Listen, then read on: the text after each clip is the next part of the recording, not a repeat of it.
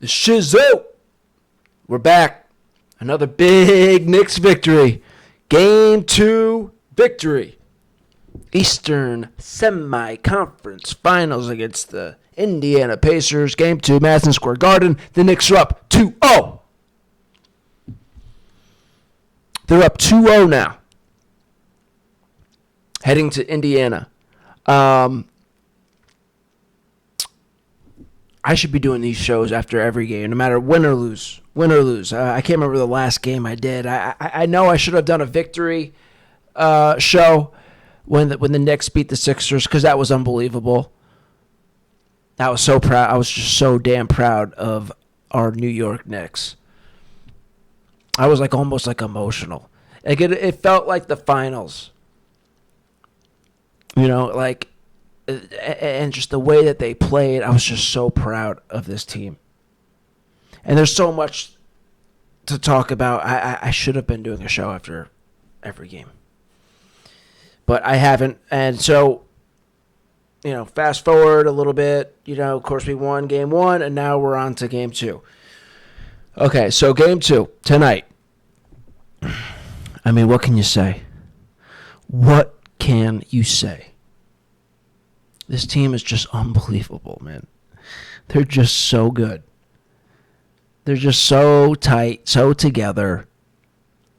They just care so much. They care more than any other team. And they're willing to go to the ends of the earth. They're willing to go to a place that none of these teams are willing to go to, which is why I've been feeling like they have a shot to go all the way this year, even in spite of all the injuries, even with all the injuries. And now, of course, Mitchell Robinson is out for the rest of the playoffs, apparently. And then tonight we have a big scare with Jalen Brunson and Mitchell Robinson. OG Anunoby. Hopefully that's just a little tweak of his hamstring. Otherwise, oh my God. And I've been waiting for this. OG is a great player, a great little player, who's an offensive threat. He can score. But we haven't really been seeing that. And they made a conscious effort and finally and great timing for them to do so. Hey, we got to get OG involved offensively right away. And for the first time in months, we saw that. And look what happened. He had 30 points by the time he left the game. Because we need offensive weapons. So that was a great move, but now we're faced with, is he, oh man, I mean, there's no way we can take that hit. There's just no way. All right, so let's have a little fun, right? Let's examine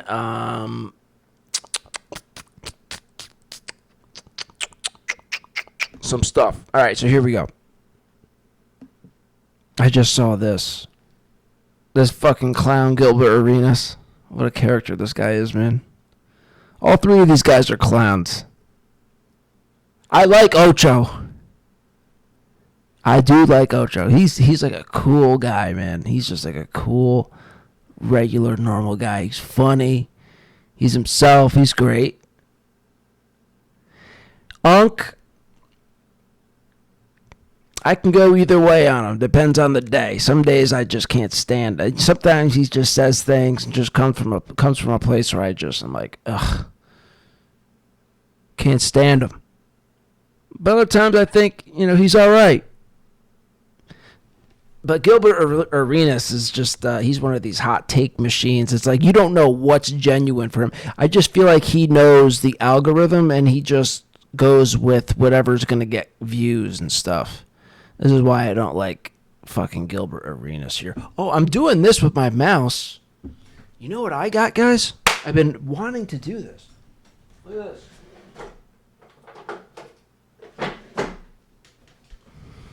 The pointer. Ha ha! Look, now I can point shit out. See, look at this big nose here. It goes down like this. Pick some boogers out, and then... See? We could just point and just be like... Oh, the urge to want to, like, smack this TV like you see in, like, the movies when a teacher's like, now pay attention! Whack! But I feel like just one good whack's going to break my TV. And that's not good. But yeah, isn't this a great little gimmick? Like, I already got that down. You like how smooth that is? Oh, that didn't go out that far. Whack! This is so funny. I mean, there's nothing for me to, like, zoom in here and, like, you know, really be funny about right now. But it just reminded me that I have this. It came today. All right. So, anyways, I heard Gilbert Arenas saying something funky. I think I caught him saying something funky. So let's see. He said something about they got a white Josh. Oh, wait, what did he say? They got stars over there. They got a team over there. Okay. I don't know who they're talking about. Drinking pina coladas. They did great. Nobody's going to be mad at them, man. Nobody, listen, there's some forces you face in life that just got your number, and they just better. We're not going to listen to this for that long. We're just going to have... To do what they do. What? They play in Boston, right? They got stars over there. They got a team over there. They play defense over there. They got defense over there. It's a two-headed monster in Boston. Jaylen Brown and Jason Tatum. Mm-hmm. And then they got a Josh Hart. They got a White who plays defense. They have a White who plays defense? The player White. Is it when he comes back? They just resting him. Oh. See, nobody's paying attention to him because they win in every game by 20 plus. Yeah. Okay. So you're not even giving the Knicks a chance if they. I mean, once they. All right, I'm glad they're talking about this. 4-1. 4-1, he says. And then whatever those dudes want on their contract, give it to them because they earned every dollar. See, I've never seen New York like this. See, right. New York, I know they gonna boo as soon as the score is 2-5. Oh, boo! 2-5. They booing. I've known the Garden to be. I seen a little turn up with Jeremy Lin, of course, and then I remember that. All right. Here's the thing with the Knicks and the Celtics. Now, I don't want to get that ahead, but, I mean, let's face it. We're up 2-0. We're looking great. And we're here. They just talked about it. So, since they brought it up, we're going to talk about it right here.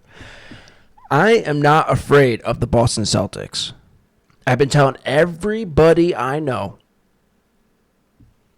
and everybody that I talk to about all this stuff, this basketball stuff and the Knicks and the playoffs.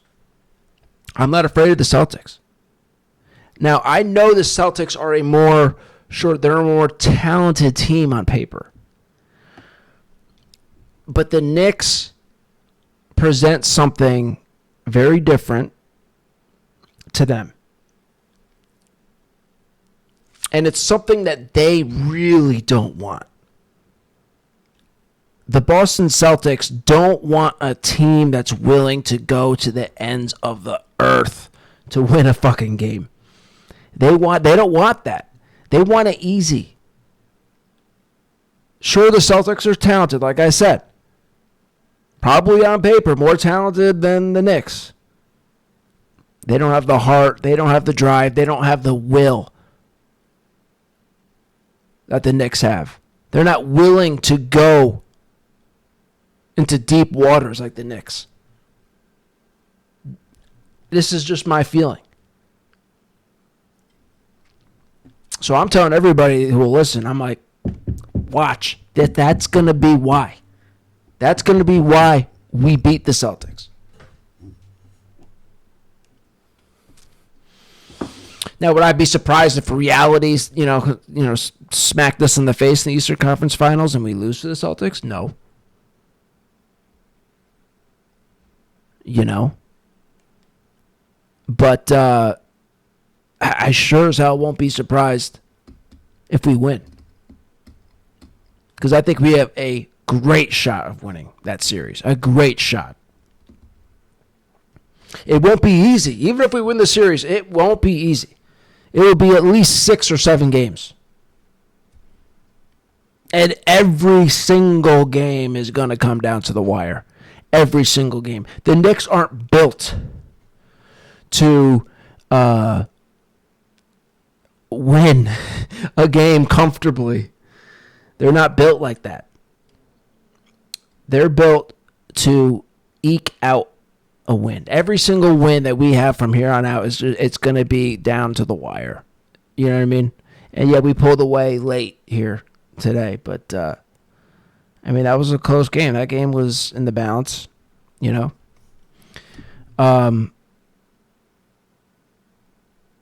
So I know it may give us heart attacks sometimes, but I mean we're used to that, and you better get used to it because it's not going to change. Every single game that we're in, you know, and every game that we win will be something like we saw all series with the Sixers, and even in Game 1, and even tonight in a way.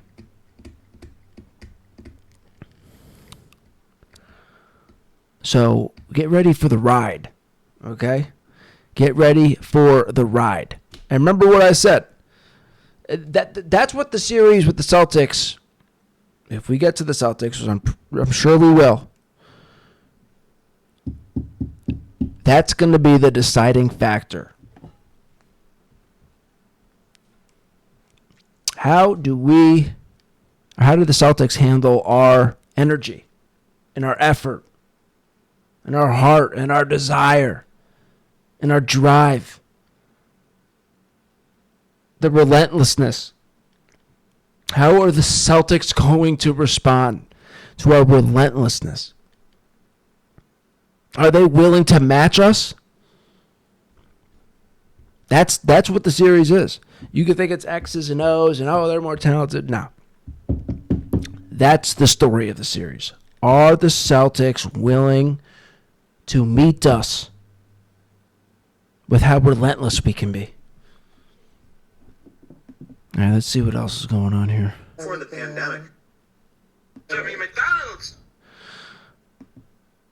All right, let's see For the this. New York Knicks, as Jalen Brunson This was guy's tied good. to This is Florida. that Brian. He's been on the show Injury, before. and unfortunately, OG Anunoby Brian Sutterer. appears to have injured his hamstring. Let's hear what he has to Welcome say. back, everybody. I'm Dr. Brian Suter, and my goal in this channel is to teach you about This the guy's medical side fast. of the sports world. Now we're on the road, which means we've got the good old Boy, it's potato fucking camera hot in here. But we're going to take a look at what happened tonight with Jalen Brunson and OG Anunoby, because I think, of course, we know about some concern here with OG because of what we clearly saw, the report about a hamstring. But I'm still a little bit concerned about what we might expect in these coming games from Jalen Brunson, because I think just based on the sequence of what we saw, how hampered he was, I think this is something that could be a potential issue going forward in the rest of the series. So let's start off with OG, and then we'll come back around to Brunson. This is the play where OG injured his left hamstring, and I think there's a couple different steps because there's two different general types of hamstring injuries that we'll see. There's the sprinting type, where you extend out that left leg, and you get sort of this activation with an eccentrically loaded hamstring. And the other type of hamstring injury is when you just excessively stretch the muscle in a passive kind of position beyond what it can sustain. It's hard to say just from looking at it which of those two mechanisms this is, but that Is his left or his right? mechanism often determines which of the hamstrings is involved and can influence the overall severity. So, of course, here we see as OG comes back from this layup, he's already kind of grabbing right there at that upper portion of his left hamstring. If we're talking more about an overstretch type of mechanism, Yeah, that's a weird place to be grabbing your If hamstring. we're talking more about an I guess he's under. overstretch type of mechanism, then this moment right here where his right leg gets extended out, his trunk is going to be tilted forward, that hip is up in flexion, which is going to put excess stress on that backside of the thigh, put stress on that hamstring. potentially overstretching the hamstring and leading to a strain with more of that overstretch mechanism. Typically, these result in semimembranosus tears as opposed to biceps femoris, and can often be, I think, a little bit longer of a recovery time. If we're talking more about an overstretch position, that's usually an injury to the biceps femoris, and probably occurred really on that first initial step. So with a hamstring injury like this, some of this is unexpected, right? OG gets this pass. He isn't perfectly timed up with his stride, and so probably right there, as he extends that left leg out, would be the moment that I would suspect there could have been an overstretch just from the running, that eccentric load on the hamstring. And we even see him kind of hobble up a little bit right there. He kind of stumbles forward awkwardly. Yeah. So my suspicion would be between the two is that this was more of the running sprint type. So here he's in this position, his leg is out in front of him. As he goes to flex that hamstring to bring the leg back, fire back behind him, the hamstring is stretched. He tries to contract right there, and that's probably when that strain occurred in the muscle. Next, we'll talk about some anatomy for hamstring muscles, and then finally get to Jalen Brunson. But first, I want to take it back to the nice home studio for a quick message from the sponsor of this No. Today's Sorry. underwear No free plugs here. No free the plugs. hamstring. There's the semitendinosus on the inside, the semimembranosus. Again, that semimembranosus is the one usually involved with an overstretch. And on the outside is going to be the biceps femoris. And within the biceps femoris, there's a long head and there's also a short head. So kind of 4 distinct hamstring muscles, but really just think of them as 3. When it's a muscle strain, typically those occur in this biceps femoris. And so the kind of outer part where OG was grabbing, I think everything fits up more with that sprint type of hamstring injury, likely to that biceps femoris based on him grabbing on the outside, which would be a more classic type of hamstring injury. Of course, these injuries can also involve the tendon up near the ischial tuberosity where that hamstring originates, and in rare cases can involve the hamstring tendons down lower where they cross the knee to insert down on the tibia, or in the case of the biceps femoris, on the head of the fibula. Biceps femoris. Recovery's here for OG. I think the fact that we just saw him hobble up as quickly as he did, I would expect him to miss a game, potentially a few games here. It would be unusual. Of course, they've called it just a hamstring pain, but there's probably some strain there. He grabbed at it right away. Often is the case, you're going to expect probably a couple games absence, potentially longer depending on severity and how much tear there is in that muscle. Yeah, it's not like he So now tore let's it. get to Jalen Brunson. And of course, the reports were right foot soreness. And of course, we Now, all know this about is a the bizarre soreness. one. I didn't understand what happened. I thought he got hit in the groin. Then I thought it was his hand. And then they say it's his foot. Is not an injury. Soreness is just a symptom of some other type of injury. So I think this was the play, the moment where Brunson seemed to signal to be subbed out of the game, not earlier when he got hit below the belt. And so if we really kind of try to scrutinize through this whole sequence, we can try and see maybe some mechanisms, some times it could have caused some sort of injury to that right foot. I will say reassuringly, I don't see any sort of pop. I don't see any sort of pull or tear in the back of the calf musculature. I don't see a clear twist or roll of the ankle. And at the point of these steps, it seems like Brunson isn't really hobbled yet. In this case, he goes, he loads, he pushes off on that right foot to kind of get around Turner here to get that rebound. And so I don't think the injury's occurred yet.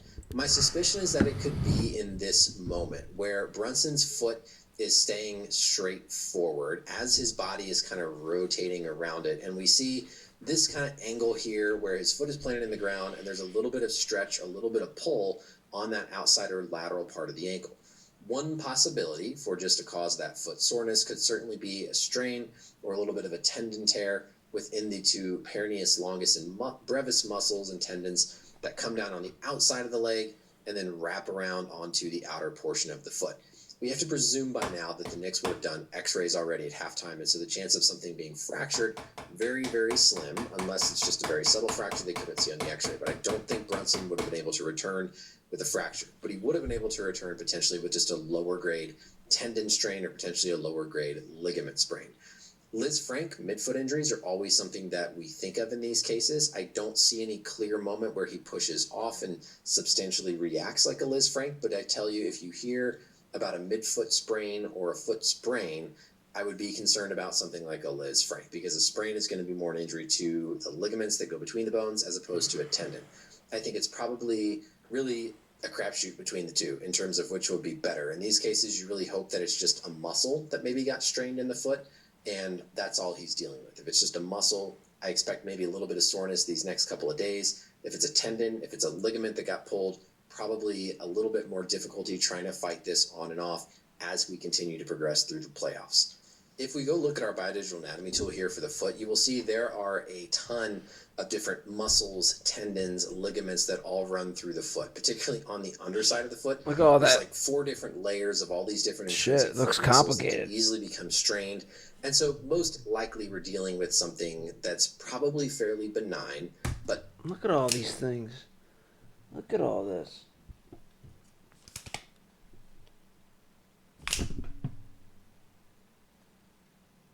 Oh, that's as far as it goes. I had it. Okay. Yeah, look at all this shit.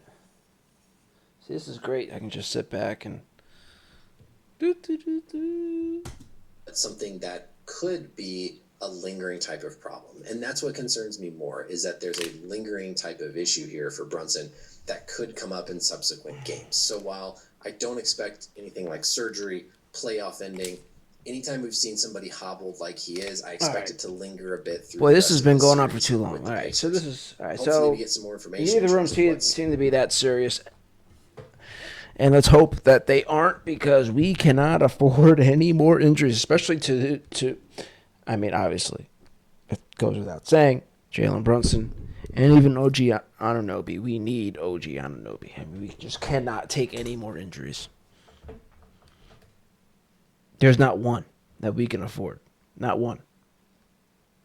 With our 7-man rotation. Not one. Dude, are we going to win the championship with 7 guys?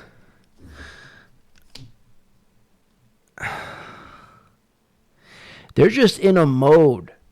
You know, people keep saying that, like, it's going to wear the Knicks down.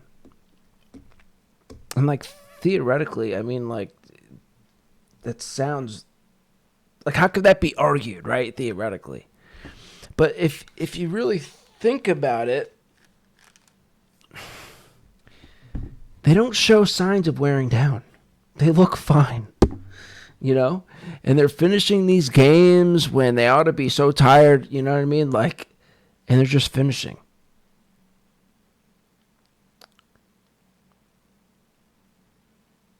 So, I think that the fact that they're playing all these minutes, and they know what they're up for every night.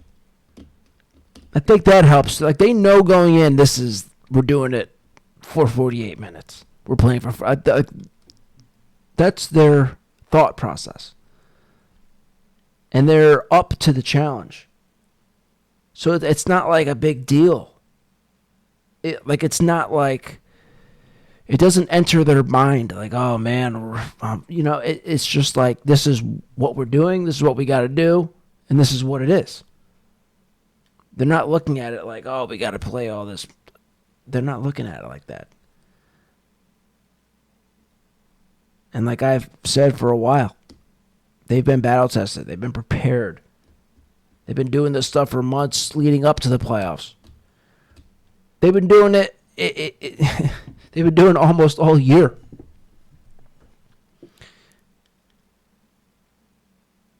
They've had it turned on.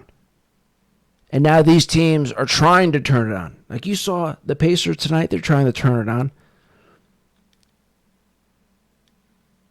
Yeah, they have more rest, but they don't have it. They're not here mentally. They're not prepared mentally.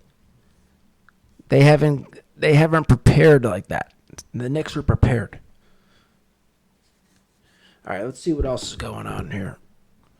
This is just a very fun, loose episode. This is going to be a long 24 minutes, not that bad. But this was meant to just be a fun, relaxing, fucking thing here. All right, so let's see what else. I'm sure there's some other things going on. People have posted stuff. Mike Francesa has posted his video. I always love listening to Mike. I don't know if I should listen to that on the show or if I should just listen to that for myself. Knicks Fans TV. See, I like listening to these guys. Hoops Tonight, Of course, Mike Francesa. I always like hearing Coach Tom. Colin Coward.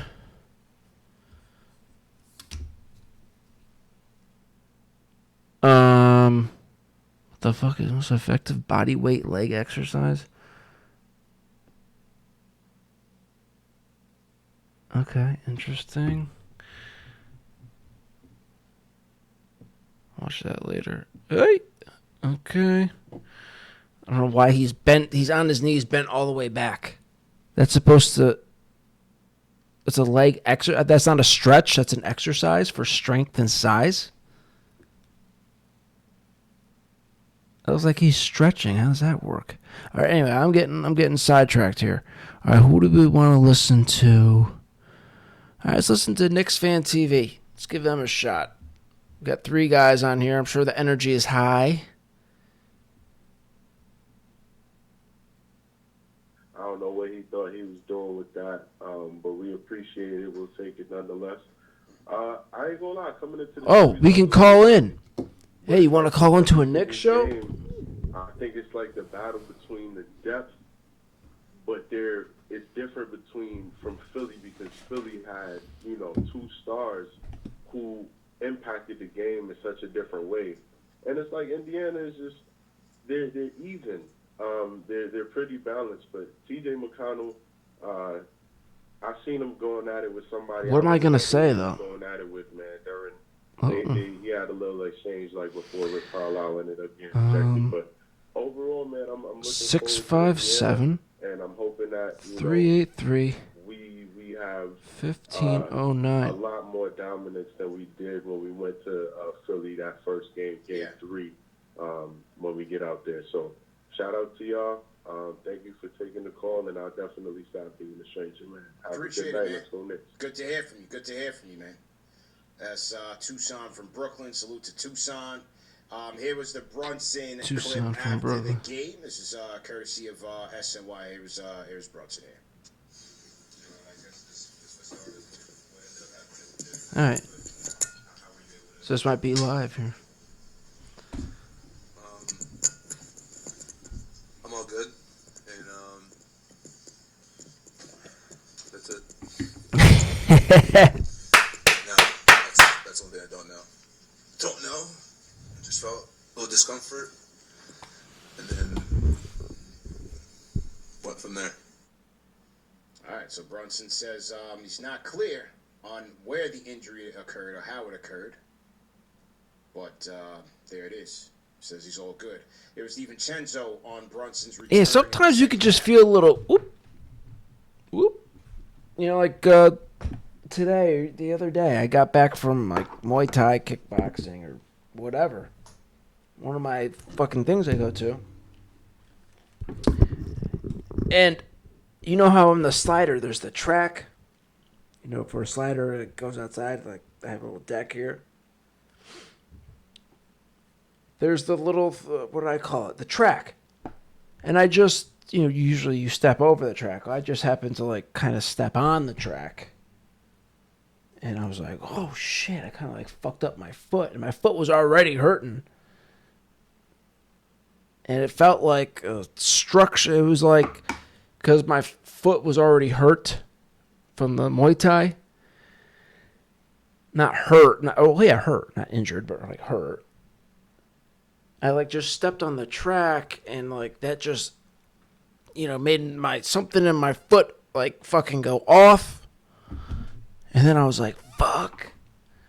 But then it goes away. But I could feel in my foot. It was like this. It's like something like the bone structure got like temporarily shifted. But then I was okay. Pop a few Advil, you're okay. Here's the big ragu. Here we go. But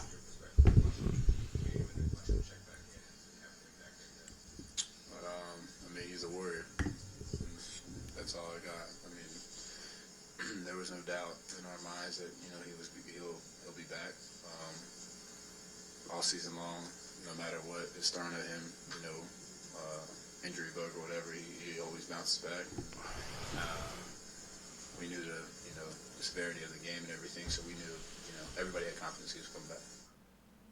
All right, everybody was confident, man. All right, let's call him. Let's see.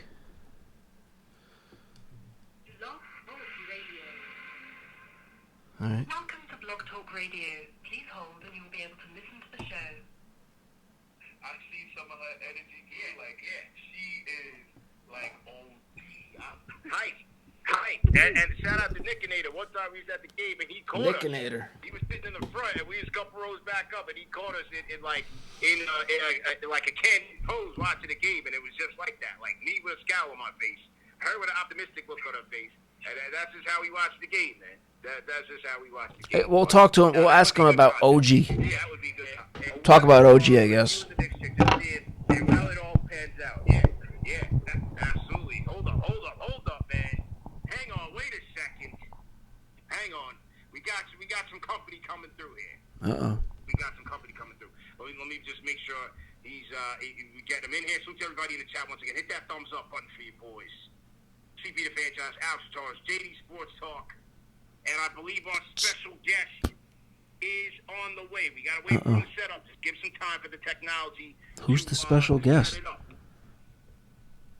Just give us some time a little bit here. But a special guest, he was at the Garden. He was in the middle of the melee. If you were watching the telecast, Oh, the show has special guests. That's cool. he was in the Players Lounge, and the Players Lounge, it's getting deep in there, man. Marbury. Must be Marbury. Bringing the legends back. Once a Nick, always a Nick. The barbecue is popping. I don't know why I have this microphone here. It's just fucking. I'm just gonna wait for him to get in here, man. Salute, man. Who else we got? I'm gonna salute some super chats while we wait. 10 out super chats as well. And Talk to me. Talk to me. like the basketball version of Final Destination. It's motherfucking El Sancho. Bogey, now OG, later possibly crunching with that. Whack. Unbelievable. 5,000 people on the What? Let's go. Shout out to Rick What? Carlisle. Shout out to Rick Carlisle, man. He's making the whole post team about, he's creating this whole, it's weak. Was he? He's talking about small market teams. And oh, my No, God. no. Straws. Your team is off, man. Period. No, that's yeah. No, the Knicks won this game. Stop it. Like, they had every chance. You had these guys on the ropes. Put OB and McConnell back in, and maybe you see something differently. You know what I mean? Yeah. All right. Yeah, go ahead, Al. While I'm setting up the show right now. So go ahead. I just get tired of the whole small market team angle where It's bullshit. the Bucks win not too long ago. We've seen other teams make it to the final. I mean, what else do we need? We have OKC. Also, for anybody who's been a Knicks fan for any length of time, you know, Not being properly represented. for a New York team, we never get the calls. I mean, for as long as I've been a fan, I mean, we just never get the calls. It never goes our way. It has nothing to do with small market anything. Don't tell me about the calls this time. It's insane Do it. Ironically, how fast it can change, the reversal. what Embiid was saying. Yep. Right. People just want to talk about the refs. It's fucking bullshit, man. What we're doing should be the topic of conversation, not the refs. It's I'm doing a good job. I don't watch ESPN. I see some of the stuff on YouTube. Some of these people, whatever. Hey, Coach, he talked about how he's But in this league, and he said usually when you submit, it's fucking outrageous you get a fair shot. the level of disrespect that the Knicks are getting, in the sense that they just want to talk about. Nobody wants to keep it real with these fouls. Give me a fucking break. How many bad fouls went against us in the Sixers series? How many bad non-calls went against us or hurt us in the Sixers series?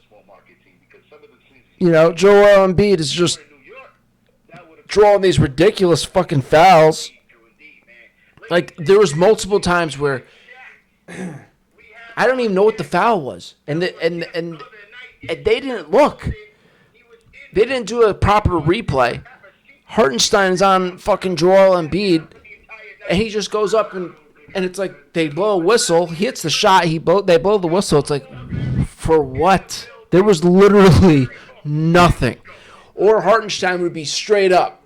He'd be straight up.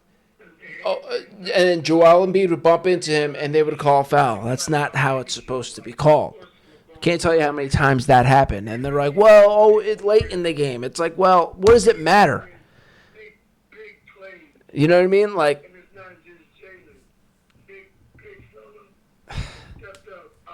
and there was nothing that outrageous.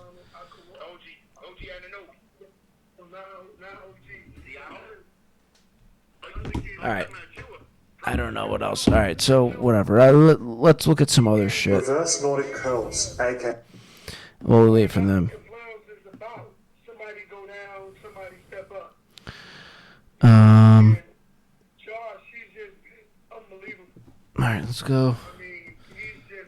MSG. This is just a fun special, guys. Okay, I don't normally drink. I don't normally drink, but this is just one of those nights. This is just one of those nights where I got a little Jack Daniel's honey whiskey. Took like half an edible. Nothing crazy. Because I'm not doing edibles anymore. Like on a nightly basis. I still have them. Still have them, but I'm not doing them on a nightly basis no more. I gotta and I feel better. I don't feel as cloudy. I feel just feel better. I really do.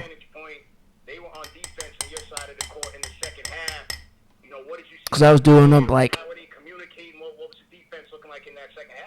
9 out of 10 times. 9 out of 10 nights. Probably more than that. I would say 98 out of 100 nights. It's probably a more accurate way to put it. 98 out of 100. It's like ridiculous. And I'm not even taking a lot, but it's just like, it just finally realized you can't be, I don't know. Look, everyone's different. But for me, I was like, I can't be doing this every night. But it's fun and then what's great about it too is that when you do take it, that one time a week, it's like the high is fucking amazing.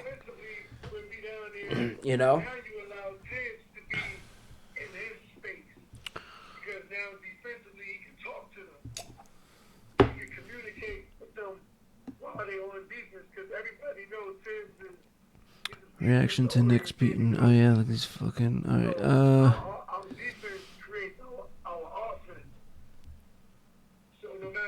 Let's see what Mike Francesa has to say.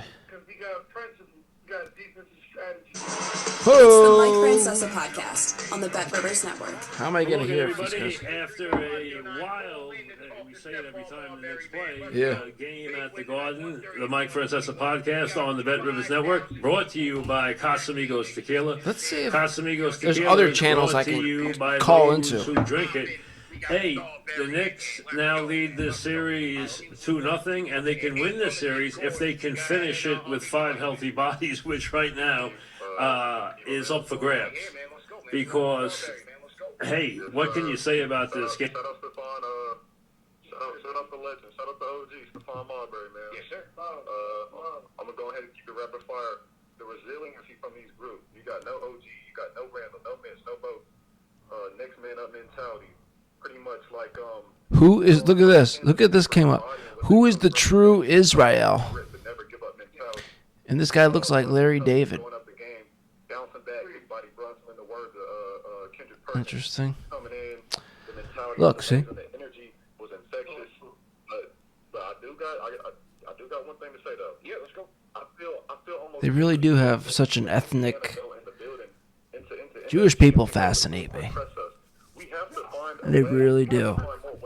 Such a unique bunch of people.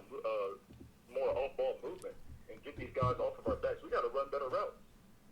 I thought they did though. Jalen got him off the ball. Right. He did. Like, out of any group, these Israelites, Jewish people, whatever you want to call them, I thought they executed well in that. like the fact that they stick together the way that they do, the way that they like marry, like at a very high percentage, like within their group. Fascinating. Fascinating. Oh, I like this guy. Let's see if we can call in Marshall. I gotta get his name down. Marshall Green. Let's see if I remember that right. I want to listen to MSG too. MSG has. I love hearing Alan Hahn and what's his name, Wally Zerbiak. And if this team didn't have heart, they wouldn't be playing still. He was terrible in the first quarter. 4 turnovers, 5 in the first half. But when that clock hit that third quarter, he just earned it up to another team. He just earned it up. And he continues. Look at Josh Hart, 19 points, 15, another 15 rebounds. He's averaging 12.7 rebounds in the playoff. 7 assists, 8 for 12 from the field. Yo. Let's go, Knicks. He says, yo, is that Stephon Marbury? Yes, it is, sir. Number 1 show for the fans by the fans. Got the kid from Coney Island in here. Where did they do that at? Nowhere. When are you coming back for some sushi? Subscriber only mode? I am I'm not a subscriber. Well, now I am. Take my call. Out here in New York City, man. Said you guys met many moons ago, man. I'm a foodie, so if you look all of the restaurants, I'm a foodie. I don't know if you Kid from Coney Island in here. Where did they do that at? Nowhere. When are you coming back for some sushi? He says he met you through some friends at Riverside Surgery. All right, there's no way I'm getting through. When you coming back for some sushi? You know I'm not getting through when. He's a manager at Oh wait. a nice sushi joint out here in New York City, man. So you guys met many moons ago. I'm a foodie. Pistol Pete is on here. Okay.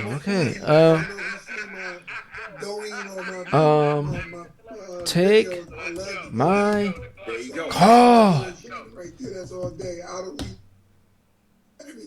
Hello. There you go. There you go, man. Cody, go ahead and restart your Discord. He's Yo. So we're gonna get back to Cody. Go ahead and No. restart your Discord, and we'll get you back strong. Yo, get me. Technical difficulties for Cody Clark. To the phones we go. Take my. 17. What's your name? Where you calling in from? Yo. Hello? Yes, loud and clear. What's your name? Where you calling in from, bro? This is Todd from Brooklyn. Oh fuck. Todd, what's good, man? I'm chilling, baby. Listen, I'm gonna take a different angle, but first I want to say salute to the panel. I love you, all you guys. I just want to say there's only one ball to go around, but I'm gonna give the game ball to 3 people. OG was on pace for a 40-piece. Yeah. Hewitt stepped in and did his thing, but I'm gonna give another game ball to Tibbs because he got these guys ready.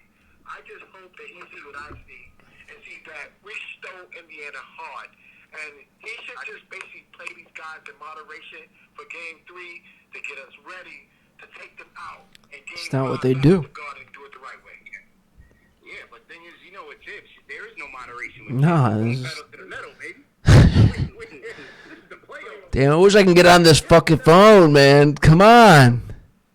It's not 1 inch. It's none. That's it.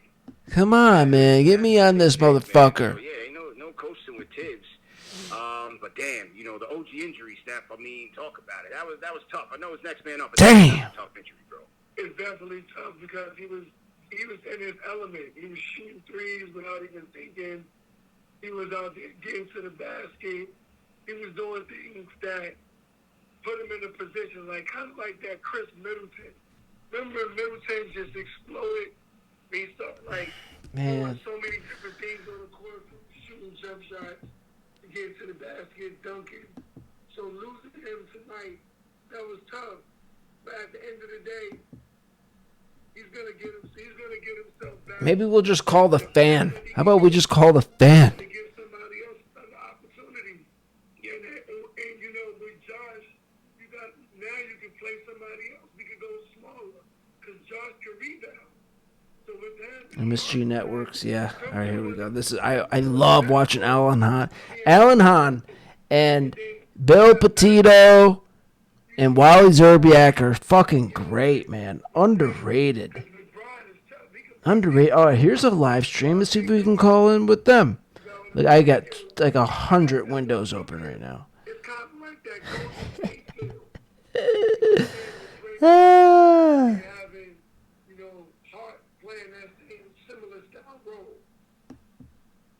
Okay. And on the point guard question, I got one for you. We're gonna take a call, but I Yo. a point guard question for you. Come on. For JD and Alex, I mean, you gotta figure. They haven't even got on and asked my name yet. But you gotta figure. So there's no way I'm getting on this lineup, motherfucker. right? McBride. You're gonna go Brunson. Screens, do something to get those guys off. And then, the Knicks are essentially yo. Three guards out there. You got Dave Smith, Nebhard. Hello. You like guards, huh? I'd go with. I go back and forth. Answer the mother. This guy looks like. Did a solid job on passing out Fianaka once. OG went out, and then obviously the center position's not changing. I go in that direction and just. Oh no! I lost the rubber tip. This Pacers team is not physical like the Knicks. If you just put somebody like McBride out there, look, I know It's not rubber. It's like I don't know what this material is. having, go against Nebhard, I feel like that's an easier way to get his confidence going, and then we'll see some. This looks like that UFC fighter, Bo Nickel. Go ahead, Marvin. You like how I got this out just for that? Wah! Guys, you gotta get on the guys. Come on. Come on. Come on. Come on. Come on. Get me on the motherfucking phone here. Come on, bro.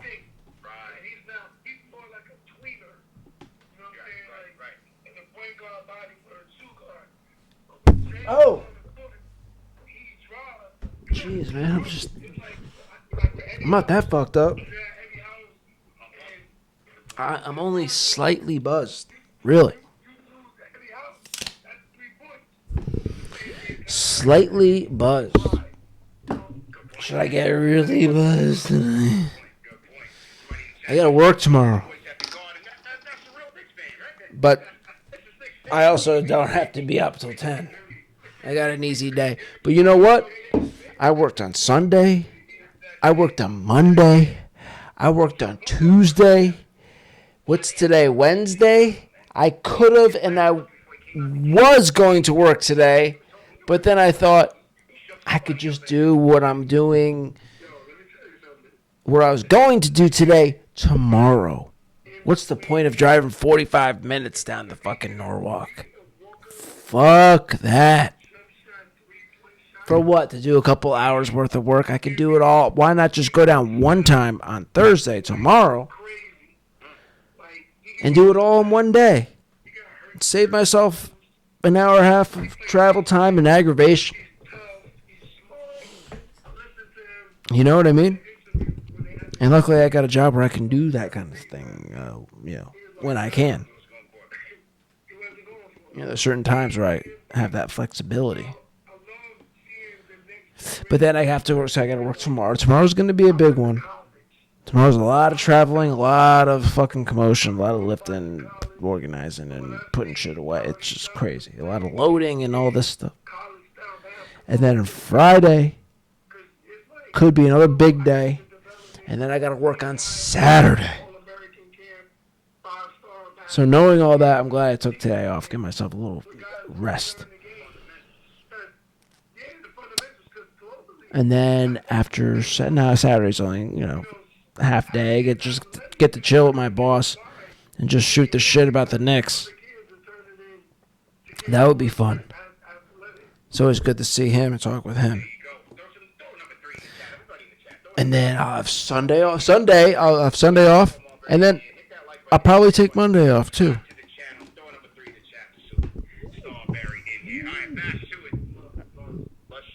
Let's get our guy Cody Glock. Let's get the Glockster back in here. Oh man, see, this is crazy. Cody Glock, if you could hear us on the Discord. Come on, man. They're talking about Discord? What does that even fucking mean? I'm sorry. I gotta hang up. We waited 19 minutes. Let's see what other people are saying. We waited 19. Oh, I can check. It's always fun checking Twitter. Let's check Twitter.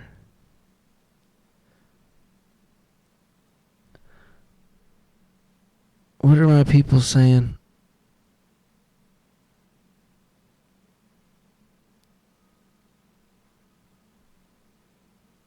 What's this? Oh, okay. Josh Hart to Reggie Miller. Oh, so this is why I should be checking it on the computer, not on my thing.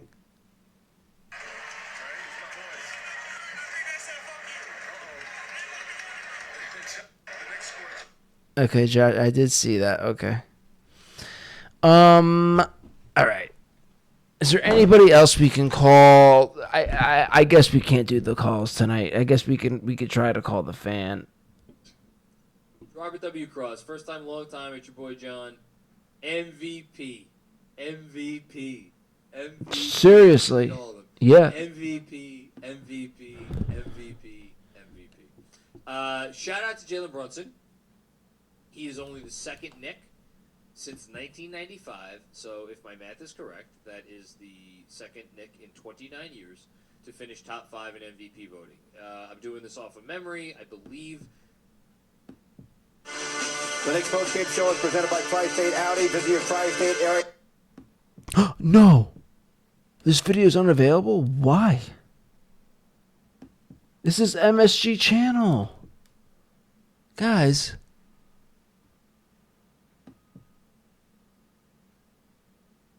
Why did they remove... It's not like this is like an illegal video. This is their channel. How does that happen? Oh, guys, come on, man. I love hearing your takes. Okay, here we go. They must have... Okay, they had to re-upload it for some reason. Okay. The Knicks postgame show is presented by Tri-State Audi. Visit your Tri-State area Audi dealer today. 54 years ago to the day, May 8, 1970, when Willis Reed walked down the tunnel playing a Game 7 against the Lakers. Jalen Brunson hurts his foot in the first half, misses the entire second quarter, but comes back to score 24 in the second half, 14 in the fourth quarter. Dante DiVincenzo, another huge game with 24 in the second half.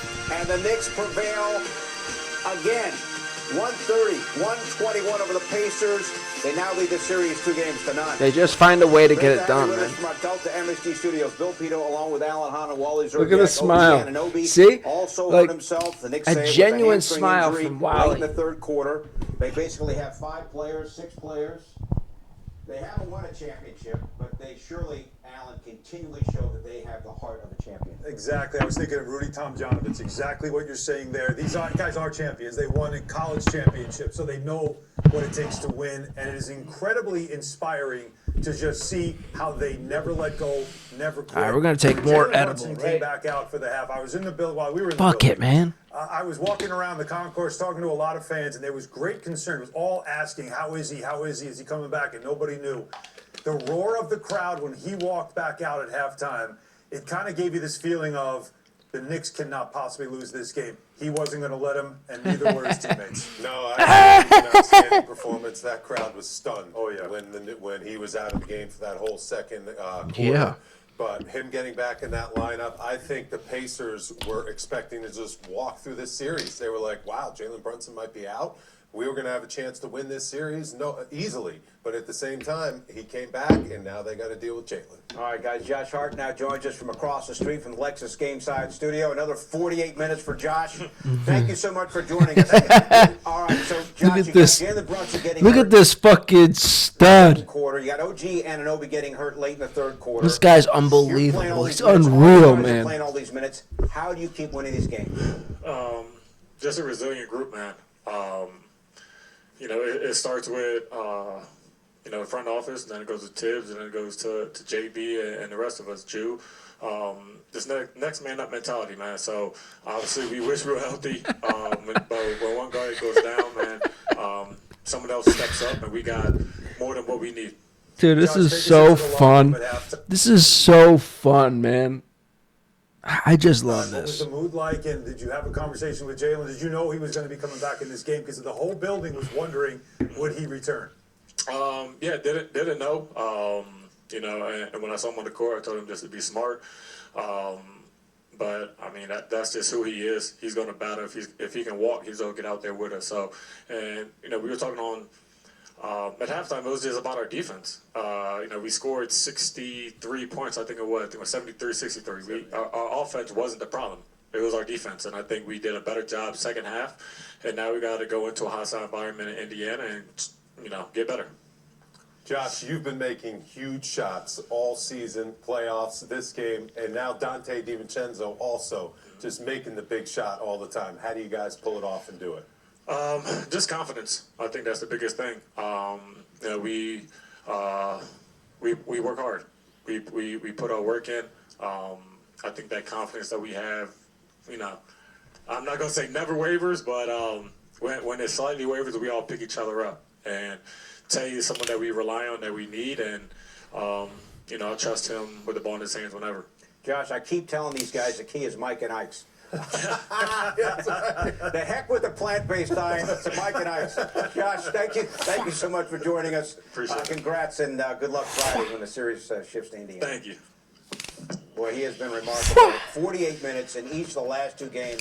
First Knicks player with consecutive 48-minute regulation playoff games. First NBA player since Jimmy Butler back in 2013.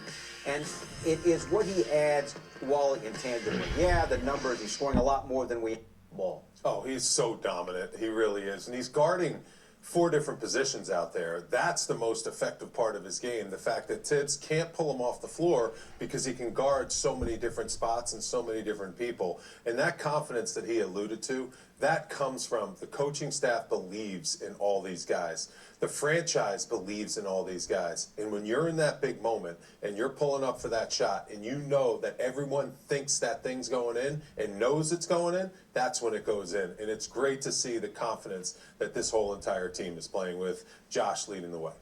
And Allen, Jalen Brunson, 3:32 to go in quarter number 1, comes out with a foot injury, misses the entire second quarter. And the Knicks, up 8 at that point, ended up being down 10 at the half, and we're thinking they're in deep trouble. After this injury, Brunson came back for the second half and was fantastic. Yeah, and here's where it happened. Watch the left leg there. He just kicks the leg, and then he just started to limp. I was right there on the court. He was waving to come off. And then he's trying to tell everybody, calm down, as he came off for warm-ups. And then look at the hits he's taking. You know he's hurt. Personifies that was toughness. a big one. There's nothing more you can say about him. Never mind the tough shots he makes, the touch he has, the work he puts in. Look at this 3. How many points did he have tonight? Look at the garden roll, the touch. 29, yeah, because he missed the quarter. But you just can't say enough about the 32 minutes. aspect. How many 11 from 18 from the field. Yeah, every now and then he's got to flex. He's got to talk to the crowd to keep himself fired up. But the kind of pain that he must have been in to take himself out of the game, walk off the floor, and stay out for an entire quarter. But as Josh Hart said, if he can walk, he's going to play. And that's literally what he showed us. And when you have that kind of a leader, a guy that's going to come out and say, I'll give you whatever I've got. It's a playoff game. I'm not sitting. It inspires everybody. And in that third quarter, that's what it felt like. The building was inspired, but so were his teammates. And the whole game turned around. I think Wally, just because of his presence on the court. Oh, the Indiana Pacers were shook, completely shook, because they dominated the second quarter when Jalen Brunson was not in the game. They got whatever they wanted. Their offense was in high gear. We talked about this team, when they're a little bit of front runners. When things are going good, it's going really, really good for the Pacers. And then once Jalen Brunson came back into that game, you could see the Pacers completely were like, oh boy. We got to deal with that guy again. And they don't have an answer for Jalen Brunson so far in this series. And as a result, it just lifted the energy level and the confidence of everyone on the Knicks team. You could feel it, like the build, like everything just. And you could also see the Pacers just be like, oh no. You know, Clyde always tells that the story. was the big mind thing, because the Pacers all of a sudden they're thinking, wow, Jalen Brunson's hurt. You know, he can't play in this game. We're just going to roll through this game. But then all of a sudden it's like, wait, is he hurt? Is he hurt? Is he not hurt? Just like everyone was wondering. And there it is. And, you know, he reaches right away. There was so much speculation, foot, you know, ankle, what was it? It was a right foot. They said right foot. But you see what is he grabbing for. So But, Clyde always tells the story of, obviously, the anniversary is today of that Game 7, the historic moment in 1970, how when Willis walked out on the floor, he said, we knew we had the game by the looks in the eyes of the Laker players when they saw Willis. Like, obviously, these aren't the exact same situations. We're not trying to say that. But the inspiration part of it is definitely there. The building's reaction, which is the same thing that Clyde always tells. That's crazy that this is the anniversary of that Game 7 where the Knicks won the championship with Willis Reed coming onto the court with like a broken foot and playing the first 2 plays. Scored the first 2 baskets, I think. I think he came out and scored the first 2 baskets. And then, of course, he had to sit down shortly after because he just couldn't go. But that inspired the team.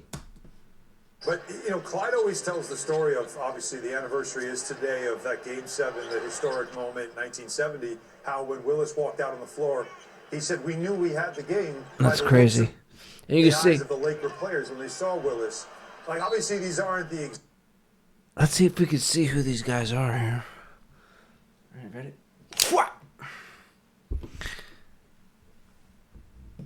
Wall Street jabroni. Exact same. Charles Morgan, CEO. This must be Linsanity's family. Situations. Who's this? Oh, I thought we would see more celebrities. Okay, so that's Mary J. Blige, I believe. And her fucking side piece. That's Fat Joe. That must be Fat Joe's brother. And then that's the Knicks trainer. But the inspiration part of it. Let's see who else we see here. Precious Achua. Who else? The same thing that Clyde always tells the story. We got an average hoe and her Diablo girlfriend. Mid cocaine money. Who's this? Of that game. I can't see with the glare all of a sudden. I can't see even with this matte screen. There's that same reaction as well. Oh, I like that. We should be doing that more. Playing in the garden when the crowd just defining like everybody. Takes you to a whole that we level. see in the it audience. Just Brunson, who played great in that third quarter. They doubled up the Pacers in scoring. But you just saw do a definitive definition of every person in So you saw Hartenstein. Josh Hart. The whole game was playing hard. 28 points Before he got hurt. And we haven't mentioned that yet. Career high. He was playing uniform. great. He was outstanding. And when Brunson went out, it was almost like the other guys were like, we got to elevate our games. And that caught the Pacers a little bit, by surprise because they're so focused on Brunson. And Jalen at the beginning of the third quarter was dishing the rock to all the other guys. And they got themselves into a really good rhythm. So the Knicks were down by 10 at the half. Brunson comes back for the second half. Wally, the Knicks go up by 8 after 3. Paul Lapito. What's this guy's name? Paul Lapito? Well, the Knicks were getting. I should know his name. This is not right what I'm doing to him. He's great. Paul Patino, I think. That shot. So the Knicks are only up 5 at this point. Ryan Nembhard's played a Let's see if we can. Oh, okay. So he's not coming in that clear. really good Damn. first 2 games. That's a big shot.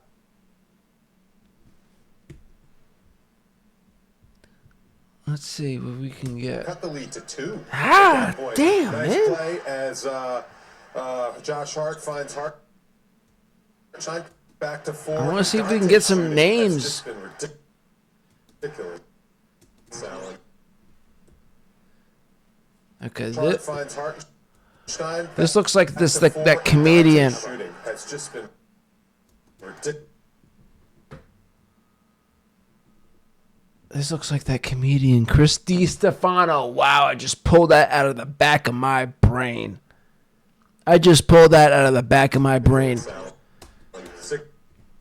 Maybe we can get something here. Let's see. Finds Hartenstein back to 4, and Dante's shooting has just been ridiculous. That looks like Walt Clyde right there. That looks like the man. That's the side profile of Clyde, Walt Clyde Frazier. I mean, he's been great. The 6 3-pointers that he hit in this one, that's 3 straight games of 5 or more, and then see the play there. Precious Achiuwa playing big minutes in OG Anunoby's absence. He had to be out there playing the 4 spot. Halliburton got it going. He didn't get a lot of offense going in the second half, and a lot of that had to do with DiVincenzo's defense. But the 3-ball for him has been fantastic. And, of course, the finisher, the closer, enter Sandman, Jalen Brunson. That was a big shot there that gave the Knicks the breathing room they needed for what was another cathartic. Okay. Rebounding important. Knicks winning the battle 44-34 on the offensive boards. 10 more rebounds. 12, and 5 of those came in the fourth quarter. A few more bench points this time. I mentioned briefly his Wait, what was the difference in the field? 57 versus 52. Great. Great. His Knicks high, 28 points. And then he goes out late in the third quarter with what the Knicks are calling a left hamstring injury. And who knows about his status going forward, because unlike Brunson, he was unable to come back. Yeah, and this was a possession where it was a steal. The building was just fired up. The Knicks were running the break, and he was trying to outrun Obi Toppin. And as he was going, it looked like he just, grabbed that hamstring, couldn't get up. Hopefully it's some kind of, listen, I'm not a doctor, but hopefully it's mixed in with a cramp and not a full strain or something, a spasm or something like that. But, OG Anunoby is a very strong dude. Really, really tightly wound. He is ripped. I mean, so hopefully his body can compensate for an injury like that. But as we all know, hamstrings can be a problem. But the Knicks have a great training staff, great doctor staff, and hopefully they can figure it out, and it's not as bad as it could be. How much more can one team Exactly. take? How many series? How hard they play to this And team. He was great in the first half of this game. He had off to a great start. The Knicks had a great start, up 11 early. This is mainly going to be the based longest on video I've Jalen ever Brunson. filmed. But I don't even He care, took it man. almost We're like he having took this fun, matchup right? personally. An Like, hour this and is gonna be 6 my game. minutes. I'm putting my imprint on this game from the start. I'm not going to let this game come to me. That's the OG Anunoby that What time Knicks is it? love to see when he's that Okay, it's aggressive. 12:15. And it makes you feel I got to like get this up is a at type of- this is what you 10 do. o'clock. Great defense, I got but the a guy that alarm can set. score. He knocked down I 4 can still threes, get 8 big hours. ones, and his defense on Siakam. I can still get my 8 hours. Important. Remember, this series We is good. game off, game off. There's no We two good. between this, so the rest part of this Yeah. is going to be tough. They hope to get him back, if not by the next game, at some point in this series. And we mentioned first words of the pregame show, Mitchell Robinson's done for the year. So you got no Robinson, you got no Bogdanovich, and who knows? Fourth front court player. Right, who knows about OG Anunoby going forward. All right, we're still awaiting the post-game comments from Tom Thibodeau, the Knicks head coach. But up next, the perspective.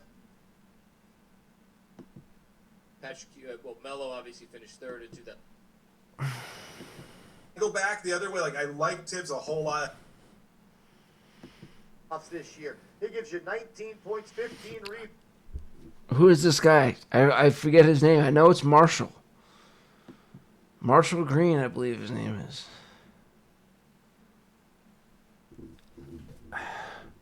Marshall Green. See, I remembered right. See, I'm getting these names down, man. I'm getting acquainted. Are you proud of me? I'm getting acquainted with my Knicks brethren. It's important. We're a team. We are a motherfucking team. To these fucking assholes. Oh, can we call these motherfuckers? Damn, I keep saying I gotta get on Twitch and I don't fucking do it. There's so many things guys, I gotta be more dedicated to the channel. I know, I agree. I have to be more acquainted. 12 assists. Double-double. Pascal Siakam had 14 points. All right, no fucking thing here. Okay. All I care about is talking to somebody.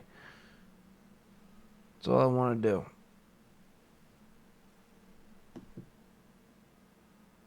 But yeah, I gotta be better with the channel, man. Things have been busy with work, but the busiest part, it's still gonna be busy.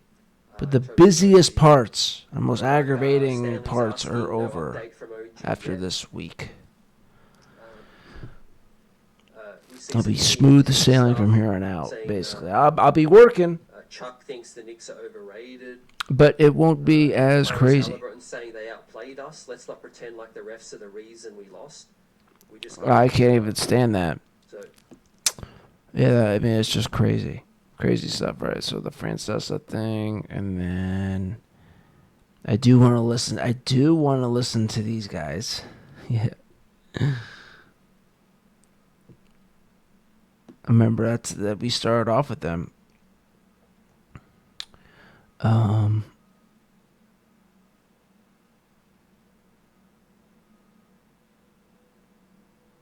Inside the Knicks verse. Cleared for banned substance, right? Okay.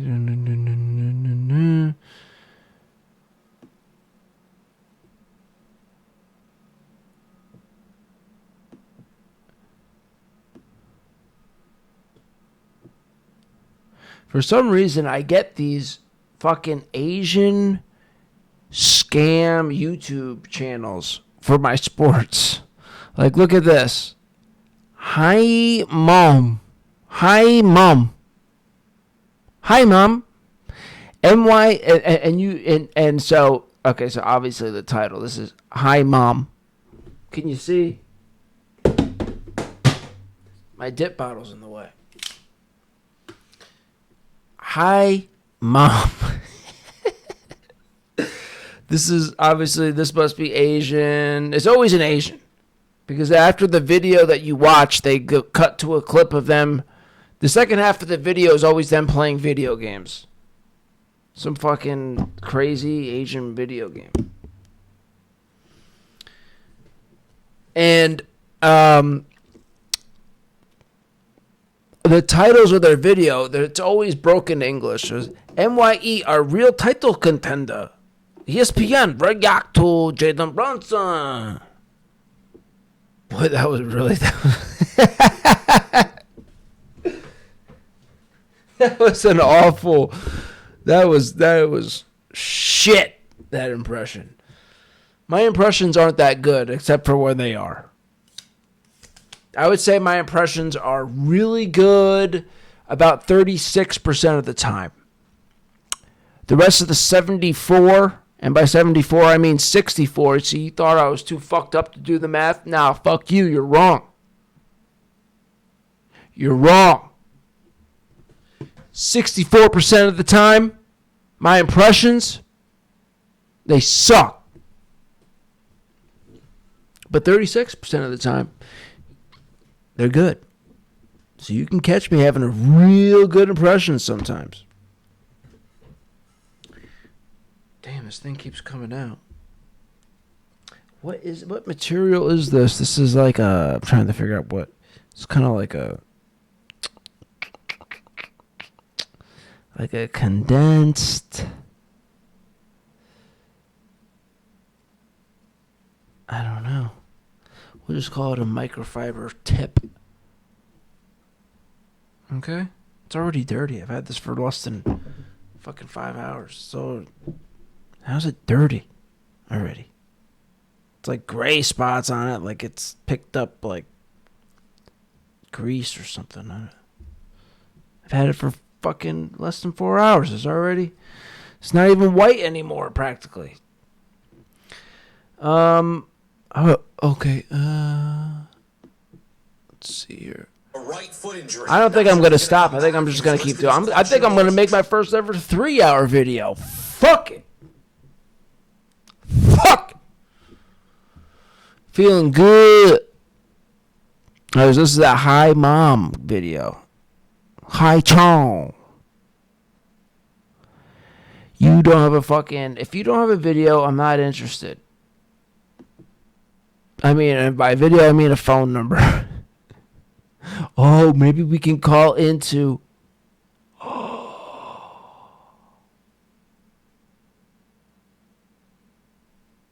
Oh, wait a minute. We gotta fucking call Indiana. We gotta call Indiana motherfucking gloat. Yeah. Right? Oh, here's this fucking jabroni. Rick Carlisle. Nah, dude, you lost. This ain't the officials. This ain't nothing. You guys lost the fucking game. Shut up. Shut up. You just shut your fucking mouth. You take the L. You take the loss like a man. Everyone's just jumping on this bandwagon because they just can't believe that the Knicks are fucking doing what they're doing. It's sick. It makes me fucking sick, honestly. Just accept the fact that the Knicks are willing to work fucking 10 times harder than your team. Just accept it. They're playing team basketball. They're a team. They're together. They're tight-knit. They love each other. They care about one another. They're willing to go to the lengths that your team is not willing to go to. That's why you're fucking losing. Accept it.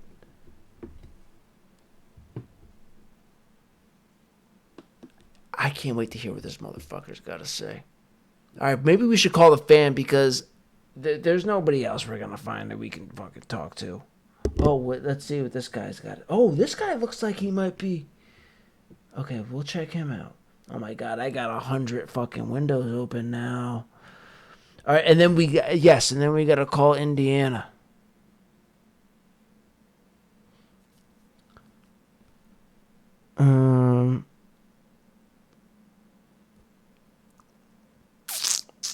Knicks and Ish. Let's see what this guy's.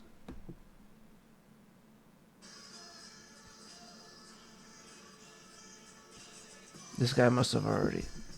Wow. It was a timeout after they're ready to check back in just to get his team more. From Dante.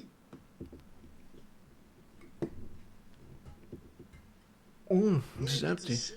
But he immediately went to tell you, say, yo, I know. Oh, he's watching the game live. What a play from Precious, man. All right, let's. You know what? Let's give those guys a call. Maybe they're still on. And then if not, then we'll just call the fan. Oh, and then we gotta maybe try Indiana. 52.9 seconds to go here in the ball game.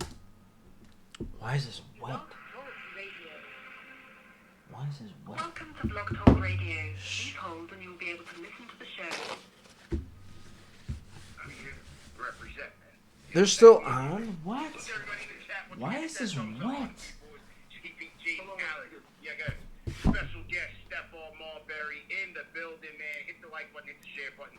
Subscribe to the channel. We are in here. Remember to go to kftvwatch.com. Get your I don't understand what's going on. Why is my table wet? Is it that humid out? Fuck these guys, man. Fuck these guys. This is like the same shit I was hearing earlier. Look at this curmudgeon. That is going to be at Slate NYC. Make sure you guys come through. I'm going to pull up the address right now. 54 West 21st Street. Doors are going to open at 5. I'll be there at 5. And make sure that you guys sign up at KFTV Watch. Yeah, fuck these guys, man. Fuck them. It is going to be one that you don't want to miss, man. Got the bigger venue, nicer joint.